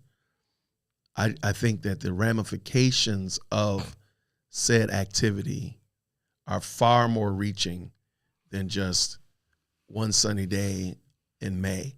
So I think we need to be aware of what will, again. Let me ask you a question. If it wasn't Joe Biden, right? If it was like David Duke, would you support protest? I wouldn't know why they had the same exact questions would be in play. Well, the only thing is, if it were David Duke, you can cancel David Duke much quicker than you could cancel Joe Biden. So I'm fine with, like, why did y'all have him? Like, what were y'all thinking? Like, I would love to know. No. I know. I mean, beyond that though, would you be okay with the students protesting David Duke? No. I'm going to stand where no. Really? Yeah. Okay. Because again, I'm like, the ceremony means quite a bit to me. So therefore, that's what I'm saying. So I think if David Duke was the commencement speaker of Morehouse, I believe that is a desecration of the event. So you see where I'm going with, I'm saying, like, I totally, your take on Joe Biden is a little bit off-putting. Like, wow, I don't like Joe. I don't even think he's aware of what's going on. Like, man, like, Mark has a very different opinion of him, but I think we both agree he should not be at Morehouse. I feel comfortable in both of us agreeing that. Now, why we both agree to it, I'm like, wow, like, Mark, okay, I hadn't thought about those things. I'll process them a little bit more after the show is over. However, I think we both can agree that he would not be there. I don't know why the admin chose to have him there in the first place. Yes, you do. What? Because they want to kiss up to power. Okay, then that's fine. I'll accept that that's the rationale. But it is what it is. So I don't think that because they want to kiss up to power, we should turn the event into something else. I don't think that's the right thing to do. I think the right thing for the administration to have done. And they can still do it. They can choose to do it. They're not going to because of their motivation to be proximate to the power structure. I'm not willing to put that. I'm not willing to impugn their motives like that. I can understand why you say it. Why else what is the purpose of inviting the president of the United States to speak at your commencement? Why did they have Obama come? Obama came in an off year. For the same reason. But it didn't. For the same reason. Go ahead, man. Go ahead. I got you. Yeah, not a big Obama fan over here either. Oh, trust. Yeah. So it's the same reason. They want to be, they want some of the prestige to rub off on them, right? That's why, like man, my understanding of Morehouse and most HBCUs is that they exist to further the political, social, and spiritual development of their students, right? Like, that's fair. No problem there. And the reason why their existence is still justified is that we still live in a society where Black people, in Morehouse's instance, Black men, have particular needs that Morehouse seeks to cater to and address because they're Black men, right? Would you agree with that? That's fair. Okay. Yeah, I'll give you that. All right. If we accept that as true, right, we have to grapple with the fact as to why they would invite Joe Biden, right? Like, it's only to be proximate to power. It's only to say that the president of the United States came here and we gave him a degree. There was a commencement speech at Spelman a couple of weeks ago, and the commencement speaker went viral. I don't know her name. Maybe we can find it and link it. Okay. No, I want to hear this. Go ahead. And her commencement speech was one of the. I didn't listen to the whole thing. I saw the clips. Okay. And she said, "Look, black faces in high places are not going to save us." And she referenced the ambassador, the U.S. ambassador to the United Nations, raising her hand over and over, vetoing in the UN Security Council the ceasefire. Right? You should look it up. It's a pretty interesting commencement speech. It's convocation. I'm sorry. That's okay. Yeah, because right. It was Founders Convocation. Day. Yep, it was convocation. Okay. I found it. I think that Morehouse, and it's not just Morehouse, I think that a lot of black people and black institutions crave what we perceive as legitimacy from the structure, the power structure, right? Okay. The Grammys versus whatever other alternative awards you want to cite. Right. But inviting Joe Biden for the 2024 commencement, in the words of K. Dot, oh my gosh, saying the word of K. Dot, it ain't what the culture feeling. It ain't what the culture feeling. I got you. Okay, so you do it knowing that, and the man couldn't, when the student asked him point blank, the president, do you think what's going on in Gaza is a genocide, yes or no? He said, I cannot answer that question. And why can't he answer that question? Because if he says it is, right? Fair. When Joe Biden comes, it puts President Biden in an awkward, politically fraught situation, right? For sure. But I would ask that same student, the young man that looked like he was wearing his grandma's Easter hat. Shout out to you, young blood. What's going on 3 miles from Morehouse? Is that a genocide? Yeah, but we're not talking about that. Then okay, we're not talking about that right now. In the words of K. Dot, I'm not feeling your argument. The culture is not feeling that. So it's fair to say. Not feeling what? I'm not feeling what he's arguing about the genocide. But what I'm saying, the difference is that that's not like. It depends. Okay, it's kind of like if in 2017, right? If in 2017, the Morehouse invited Donald Trump to give the commencement speech, right? And at that time, it was in the national consciousness. All of the, grabbing by the pussy was front and center because that just happened the year before the election year, right? Got it. And it had the biggest march in the history of the Women's March in 2017. Got it. If 5 months later, right, Morehouse invited him to give the commencement, everybody's going to be focused on what they're focused on. Facts. You understand what I'm saying? Absolutely. Okay.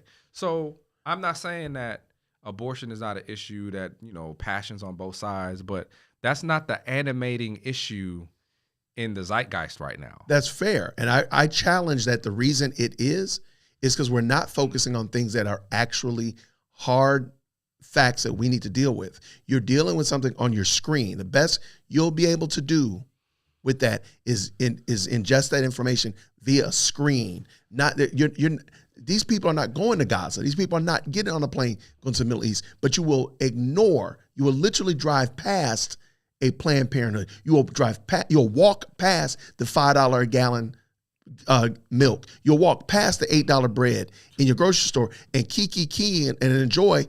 But you won't be passionate about that. I'm sorry, I can't get excited about your. I don't think they're keying about $4 bread. Then guess what? Then stand up and be upset about it. How about this one then? How about you do a political ad in Kroger talking about the greatness of Joe Biden when you're paying $12 for a dozen eggs? Meet me outside for that. So on that. Okay, so with the economy piece, right? I'm just saying that I need consistent energy with these issues.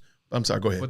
But see, people don't work that way, because in the same way, most of the people in this country who are fervently anti-abortion, right, are the same people that do not support the social structures to support the babies and the kids when they're born. Baby, take care of your own child. You it. Don't need me to care for your child. Care for your child. No. I've never asked anybody to take care of my babies for me. Okay, let me ask you a question. I'm listening. You have 2 kids, right? 2, yep. All right. How old are they? 16 and 14. All right. When they were 4 and 5, did they go to pre-K? Yep. Okay. They went to a private pre-K that my wife and I paid for. Okay. Did you build that school? No. Okay. Do you know who built that school? At the current moment, it was a church. At that time, it was a church. Okay. And they were, it was a church that we were attending, and they had a 6 to K1 or K3 rather. I'm sorry, program. So my babies went from 6 months old to almost 4 years old. And how far away was the pre-K from your house? Give or take about 10 miles. It's right over here by, right here off of Windy Hill. Okay. And how did you transport them to school? We drove. Okay. So you drove a car, Yep. right? Yep. That you had to put gasoline in. Yep. It was like $1 a gallon, by the way, back then. Shots fired. And the gasoline that you put in your car likely did not come from this country. Nah. Right? And you drove on a road that was collectively paid for. And you went to a school that you did not build. Correct. Okay. What I'm saying to you is we live in a society, right? And the society can make certain provisions for its members. For the last couple of 100 years or so, our societies have been demarked by nation states, and those nation states have governments. So the way in which we impact society on like a top-down level is via the government. You can't get 10 miles in 20 minutes unless you have paved roads. Facts. Okay. So all I'm saying is this. The paved road is an analogy, right? You didn't pay for that alone. I didn't pay for that alone. We all pay for it. Yeah. Okay. Just like we all pay for the basic education that educates the teachers and the food service workers and the whatever that provide the services to all of our children when they come through school. Yeah. Okay. I'm saying, back to the point, that I understand that you've cited an inconsistency between the deaths in Gaza and the terminations of pregnancies here. And you want the consistency with the students to demonstrate that the same level of indignation for the genocide in Gaza with as the abortion issue domestically. I get all of that. All I'm saying is that consistency argument goes the other way too, because many of the people who are consider themselves to be pro-life are anti, right, those basic societal structures that are collectivist in nature. The roads, the schools, the WIC, the healthcare. Are you? I don't, and I do understand that you work because of your profession, serving as in your role, you might see things more than I see them. I don't see anybody removing WIC from anybody. I don't see anybody definitely not removing roads from anybody. But even in that, Mark, I don't think that the immediate response is that if we do away with abortion, then that means the government's going to have more bodies to take care of. That's not a one-to-one. I'm saying I challenge that there are, just like you said that international politics or dealing with what's going on in the Middle East is very complex. I think we can agree to that. But you did say that, hey, certain things he could stop this right now. But I think we could agree that it's complex. Is that fair? There is a level of complexity to it, yes. Okay, so the exact same things here. Do away with abortion. Now, with that being the case, we're going to have to come up with a lot of other solutions. But the government taxing you more isn't one of them. There's a lot of other things that can be done on this end. And I challenge that a lot of the problems that we have is because we did protest things too far. I think we did protest things too far, and we swung them into the lap of government when they didn't need to be there in the first place. Well, I don't think that we need to be taxed more. I think that the ungodly sums of money that we use to feed the war machine Fair. Need to be reallocated. Fair. To school and healthcare, or just leave it. Let you have your money. How about, I got an even better idea. How about we stop taxing you? Let's just say that they take $50 every 100. Let's say that of the Bryce family.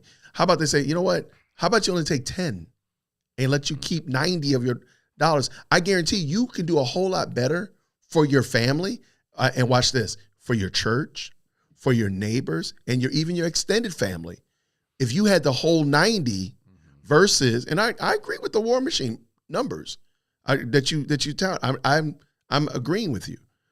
Stop taxing. Like the solution is not the government using the money better. The solution is let Mark have his money. I understand what you're saying. Mm-hmm. It's one of those arguments that play out again and again. Yeah. In the society, and that tension, that individualistic versus collectivist, framework is a framework that has shaped a lot of American politics for forever, right? Mm-hmm. Government is a tool. It's just like any other tool. It's like a hammer or a staple or a pressure washer. It can be used to provide for the common welfare, as the Declaration of Independence says. Okay. Or, since World War II, it can be turned into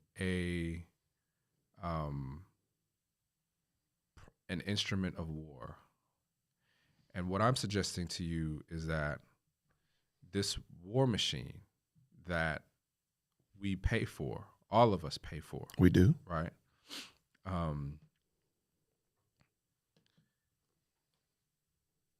Is robbing us, is robbing our treasure from what we could have. We could have a much more beautiful society. We could have a society where everyone's basic needs are met. And I'm not saying this is not a, everybody be lazy and do whatever. That's not what I'm saying. That's not the level of thinking that I bring to it. I think that all of us as human beings, we have gifts. And I think that if we are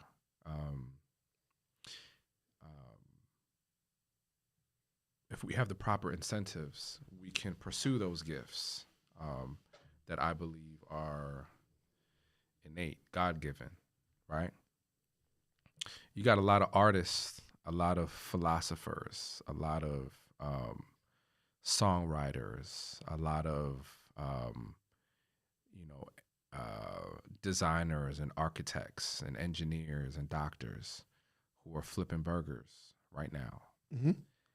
And they're going to flip burgers for the rest of their life because they never had, man, I know this kid right now. I'm not going to call his name. I know this young man right now. He's a math genius, a genius. Him and all his brothers.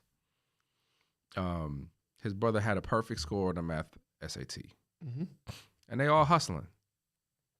All of them. They all hustling. Why do I tell you this? People make choices and societies are complicated. Not everybody is going to choose the ideal thing or the ideal path, right? Correct. 8 billion people. Some people are going to do things that outside of what's considered normal or reasonable or whatever, right? Correct.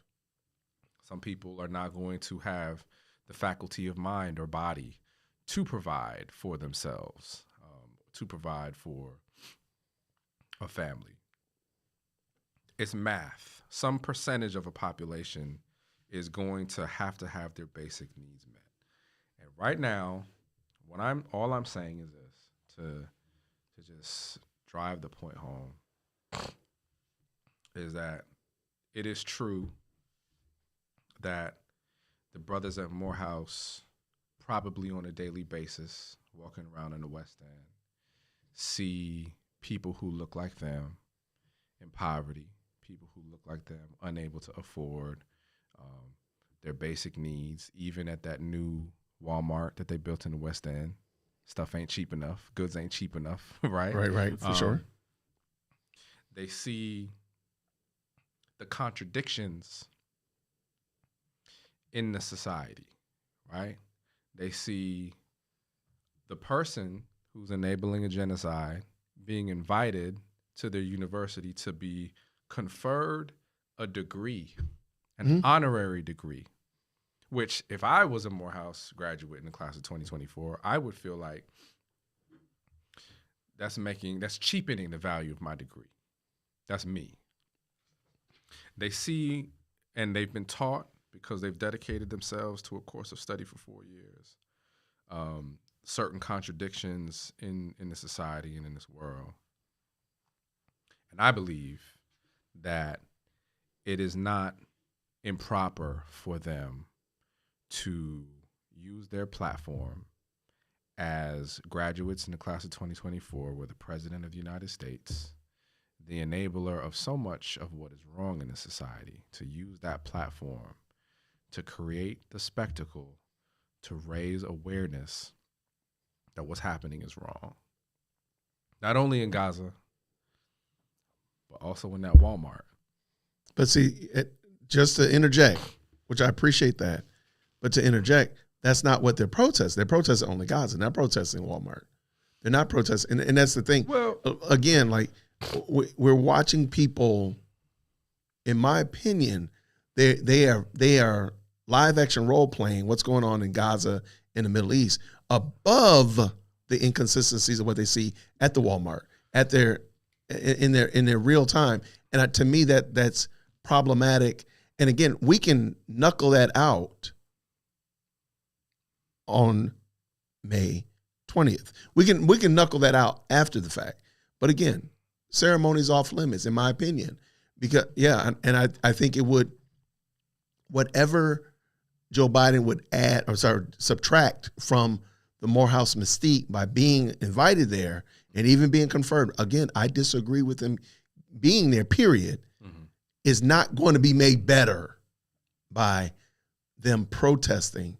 Because again, that would not benefit anybody. So rather, sure, you can clearly say, I'm against Joe Biden being here, but I'm not going to disrespect those who have come before and the tradition of graduation and commencement for my opinion. Because again, there might be people, maybe there's people that totally agree with Biden 100%.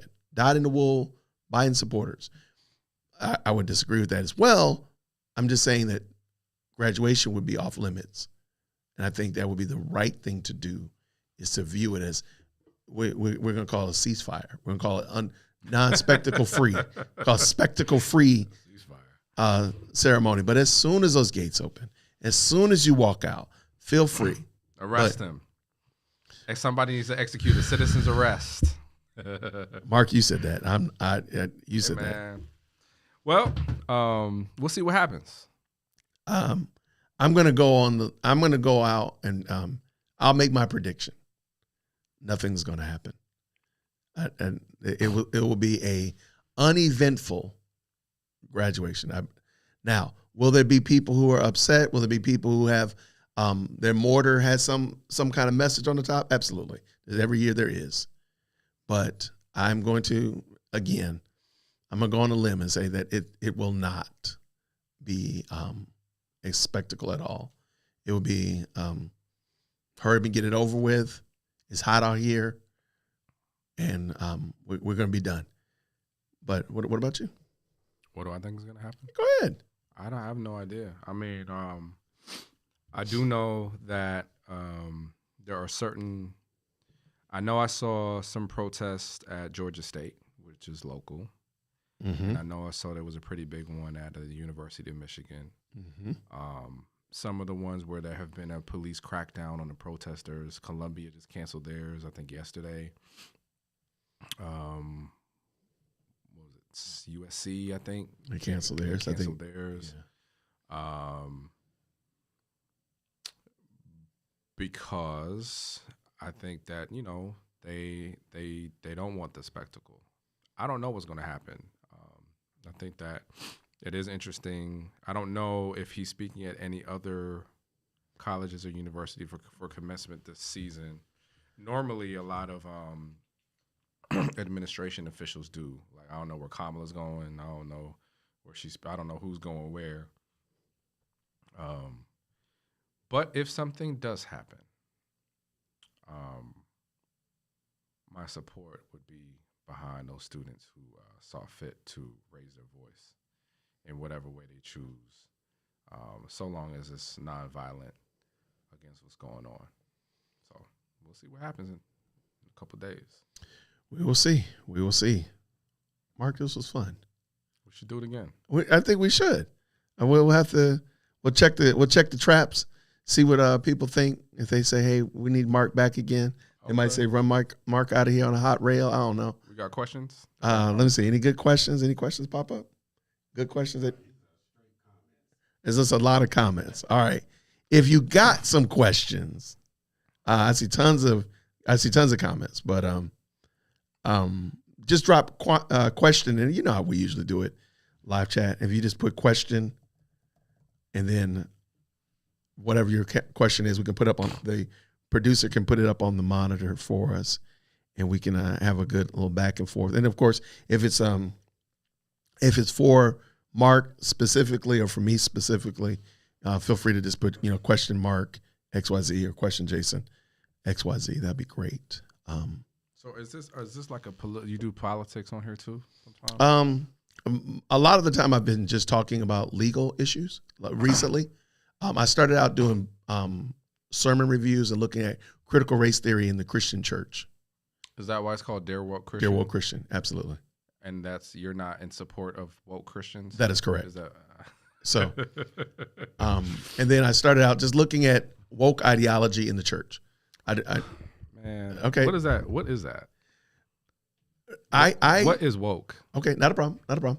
I equate and define woke as progressive Christianity, which is a form of culturalism. For example, I would say that if Pastor Mark, because I made you a pastor, Pastor Mark is preaching about the rights of gerbils in Gerbilville, that would be a woke ideology that he's preaching because it's not scriptural.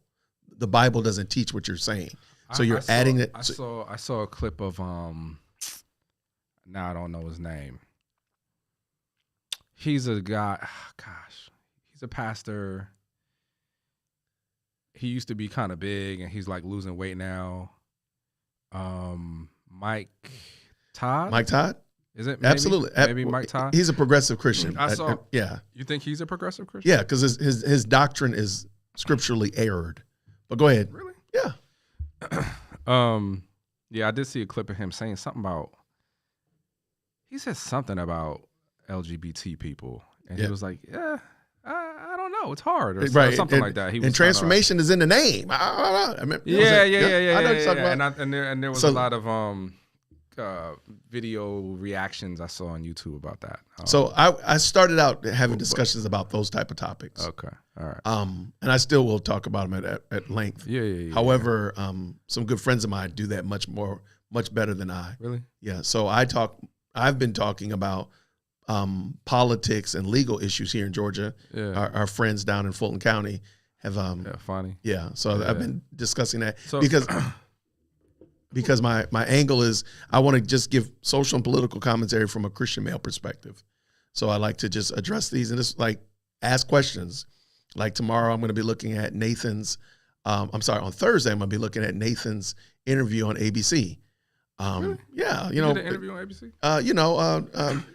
Office place relationships are as like the local ABC. National. ABC. Yeah, ABC, the big ABC, the worldwide leader in news. There you go. So he did an interview yesterday. Okay. I can't twist my brain much more. I love you. I don't know what you said. I mean, feel free. Come on now. Don't be afraid. So, well, okay, wait. So wait a minute. So actually, go ahead. I'm sorry. Go ahead. I was gonna say, producer. There's a question from Paul. Okay, go ahead. I'm listening. I'm gonna give you a second to process that, but I do want you to ask your question or whatever. Give you a second. Oh no. So woke Christianity is Christianity that you said is progressive Christianity that is scripturally in error. That is correct. So, for example, the Bible doesn't support racism. The Bible does not support racism. Okay. So I make the argument that racism doesn't exist in the scriptures. Racism does not exist in the scripture. That is correct.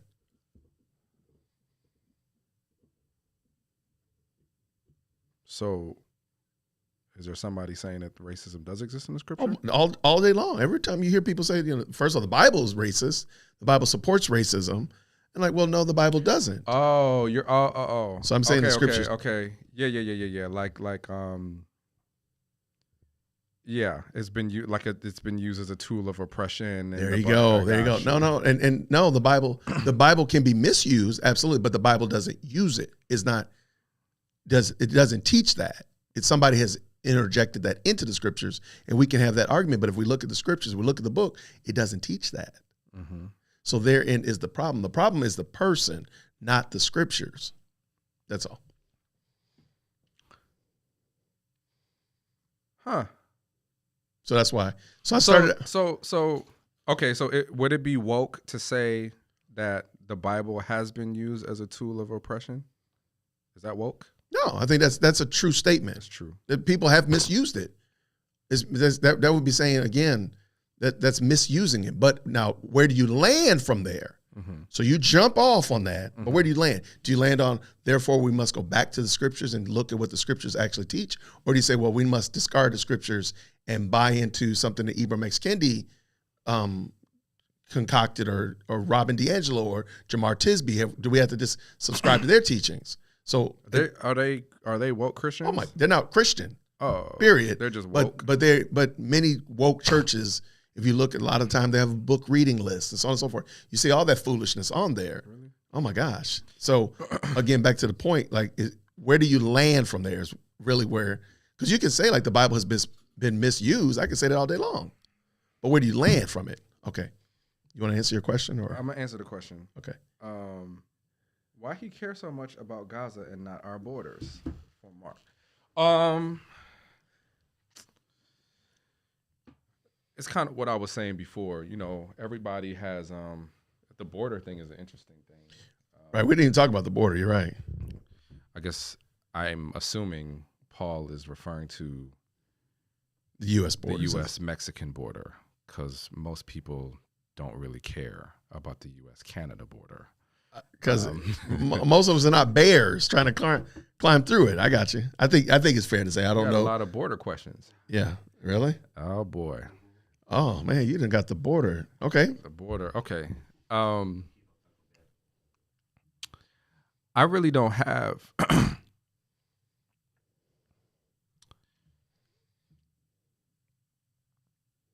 In some way, I'm sympathetic to the argument that if a country cannot control their border, then we don't have a country, right? That's fair. I understand that argument. I get why people say that. I'm not hostile toward that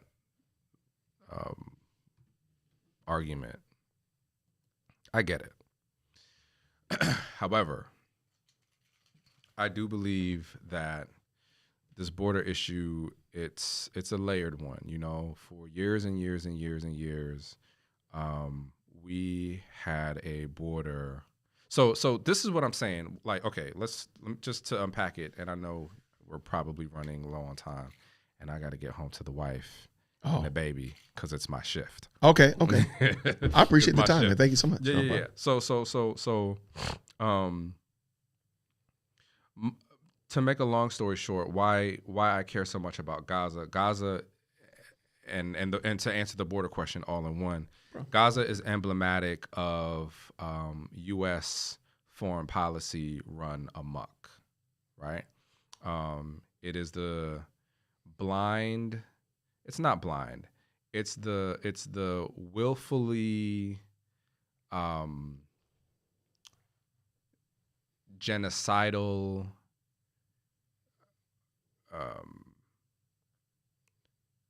motivation to support a situation where they believe, they being the United States government, to support and further their hegemony in the world, right? Okay. They want to dominate everything at all times. So a lot of what we're seeing on the border is a result of U.S. foreign policy that is it's what we call like blowback, right? So in the situation where, like in the 1980s, we backed the Mujahideen, right? Yep. There's a really famous picture of Ronald Reagan with the people who would end up becoming Al-Qaeda, right? Yep. In the White House. And he calls them freedom fighters. Well, we backed them, and they were at war with the Soviets, right? Do you remember this? I told in the 80s, okay. And then what happened? What happened was that we kind of, crossed them up. We didn't follow through on our agreements. They say, hey, listen, don't do this. We won't leave you hanging. We kind of left them hanging. The Mujahideen became Al-Qaeda. Al-Qaeda became like the cocoon from which Osama bin Laden, who was a Saudi, did his thing. Yep. So it's like classic blowback, foreign policy blowback, right? Yeah. The gangs of Central America, most of them were started in the United States. Okay, tell me about that. The gang, I forget the names of them, like something 18. What's the name of the gang? MS-13? MS-13, MS-18. Those gangs are, they're from, so what happens is that, to make a very long story short, in the 70s and 80s, there was an influx of people from Central America pursuant to American foreign policy, right? Yeah. We were in the middle of the Cold War, and there were the part of the Cold War happened in Central America and South America. A lot of those folks came to the United States. Mm-hmm. A lot of them came to L.A., and in L.A., for reasons that we don't have time to get into, there was already an entrenched gang culture, right? There was the Bloods and the Crips and the Pyrus and the GDs, right? Yeah. So these Central American kids, they show up on the scene and they say, okay, they're doing it, we want to do it too. Right. So MS-13, MS-18, those gangs were started in California. Right. Okay. I remember that. They then grow up and they, commit crimes. Mm-hmm. They're then deported. And they're deported back to countries that, because of United States-led political instability and power vacuums, they show up deported with their street cred and their gang cred in these power vacuums. And very slowly, they start taking power in the country. Guatemala, Honduras, El Salvador, these countries are like hotbeds now. So what's going on is because the United States instigated political instability in these countries for decades, and then deported people who came from those countries 40 years ago, and deported them back into situations where there was no government at the time. Ecuador, these places, they had collapsed. They were failed states at the time. Yep. These gang members took power and they began to terrorize the people. And so the people now who are being terrorized by the gang leaders, where do they come? Where do they go? They go back to the land that gave them the foreign policy that destabilized their countries in the first place. So if we want peace and security at our southern border, then the right thing and the just thing would be to ensure that those countries are not intentionally destabilized. And it's funny, I brought up Colin Powell before. Colin Powell admitted on this random BET program, like in the 2000s, when the Bush administration was still in power, right? That we really did, and the CIA backed the coup in Chile in 1973, which wasn't the official position of the United States government. Yeah. And then he had to backtrack it like the day after and did no more interviews until after Bush was voted out. Some random stuff like that. So gangs have been around all over for a long time. Yeah. Yeah. All right. No, I appreciate that, man. All right. Was there another comment? I thought there was one from Michelle. Oh my gosh, what happened?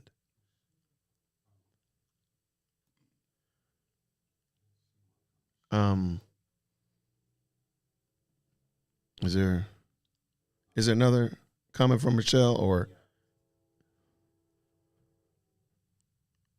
Okay, yeah. Mark, what's your, they want your belief system. I don't know what you're thinking, man. My belief system? Yeah, man, I guess. I don't know. Like I was born by the river in a little tent.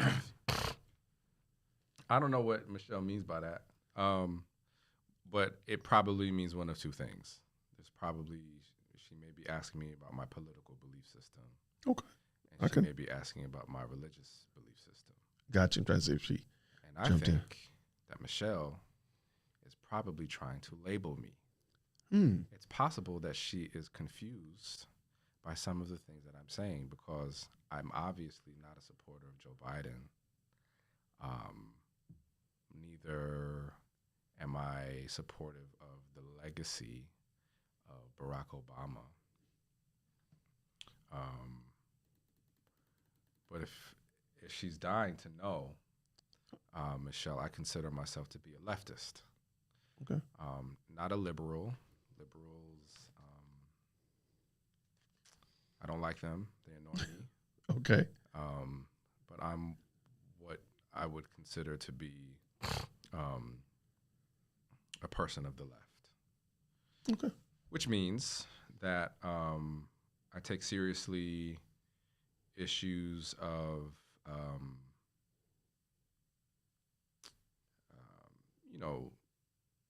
that concern the broad swaths of humanity, the economy. I believe that the economy, the political structures should be organized in a way to provide the most benefit to the most people. That does not mean that I am one who thinks that the government should control everything and the government should dominate our lives. That's not me. I never said that. Don't put that on me. What I think, though, is that we're not islands, and we should much of the good stuff that we have in this world was created when we were acting as human beings collectively. Now we can collectively compete, right? Right. Shout out to Anthony Edwards. Okay. My brother's killing them. Did you see that game last night? I did not. Okay. All right. Well, I'm an NBA guy. Okay. The NBA, they make a lot of money by organizing themselves into teams and competing against each other, right? It's kind of a little capitalistic, right? But the idea is that it's a team. LeBron James can't win the championship by himself. He needs a team, right? And so society is a team sport. Yeah. And so we have to organize ourselves in ways that that benefit us as individuals, but also benefit us as a collective. I can get with that. I can dig that. I think as we look at, for example, I just want to, maybe we can land the plane on this one. I don't know if there's any other questions, and a producer will let me know. One of the tenets that I hear a lot of people spout is love your neighbor. Okay, lots of people say love your neighbor. We heard a lot. That's the only passage unbelievers knew during 2020. Love your neighbor, love your neighbor. Well, the finish or the completion of that is love your neighbor as you love yourself. And I think the presupposition is that you do care about yourself. And the point that I'm making here is that I do care about myself, and I care about you, and I care about your family. I care about Quentin and his family because you're in my immediate proximity. So I think before we can love far out like that, we need to be mindful of what's on right here. And I think a lot of the comments that I've seen here seem to be very focused on, well, in order for us to properly do the things out there, which again, there's some nefariousness that we do abroad as a government and as a nation that, yeah, definitely needs to be called on the carpet. However, a lot of the things that we do here are equally as bad, and they have much more deeper ramifications in our own lives. And that's where I think most of the comments I've read today, and I'm sure they're as I read over this again, they're probably much more, like they're concerned about other things, the neighbors. They're also like, well, what about us right here? And there's certain things that need to be done right here that, sure, we may have destabilized Nicaragua. Sure, we might have, really messed up Ecuador, but that doesn't mean that we should just leave our borders wide open and not make some better decisions stateside and then make those better decisions abroad. That's kind of what I'm picking up from the commentary here, and such like that. And I think from your response, I feel like we both are in agreement there. I think to the degree and where do we start and where do we focus, I think that might be where we might part ways. We got to arm wrestle after video's over. I mean, I'd love to chop it up about some of those, more political stuff with you later on. I know the border is it's one of those issues right now, especially on the political right. For sure. And I'm not altogether antagonistic to that perspective. I just think that this neighbor concept, though, it can get kind of deep, even from a Christian perspective. Who and I saw Michelle, I think her name was Michelle, on the comments. She said, "As for me and my house, we will serve the Lord." And she put a lot of exclamation points. I see it. Yep. I think she may be raising her voice at me. I don't think she raised her voice. I think Michelle's is for safe. Emphasis. Right. For that's emphasis. All. Yeah. Well, and I understand that. I get that. I think it's interesting. She only used 2 exclamation points. That's like That's like mama yelling on the porch. That's not yelling on the voice. She ain't calling you by your government name, man. Don't worry. I just think that, there are we can, who our neighbor is and who we are responsible to, as human beings is a question that we may probe at some later date. I believe that, it was Jesus who said to go ye into all of the world. Right? Starting where? Yeah, in Jerusalem. He was literally saying, he gave the, but no, I'm not saying Jerusalem like the Israel of Jerusalem. I know. Saying where there was at. Where you currently are, right. Your point is well taken. But what I'm saying, I read that verse differently. I don't think he said starting in Jerusalem. I think he said, go ye into all the world, baptizing, et cetera, right? We have to have a global concern is all I'm saying. There's work to do here. There's work to do far away from here. Yeah. And there's work to do internally, within our own selves.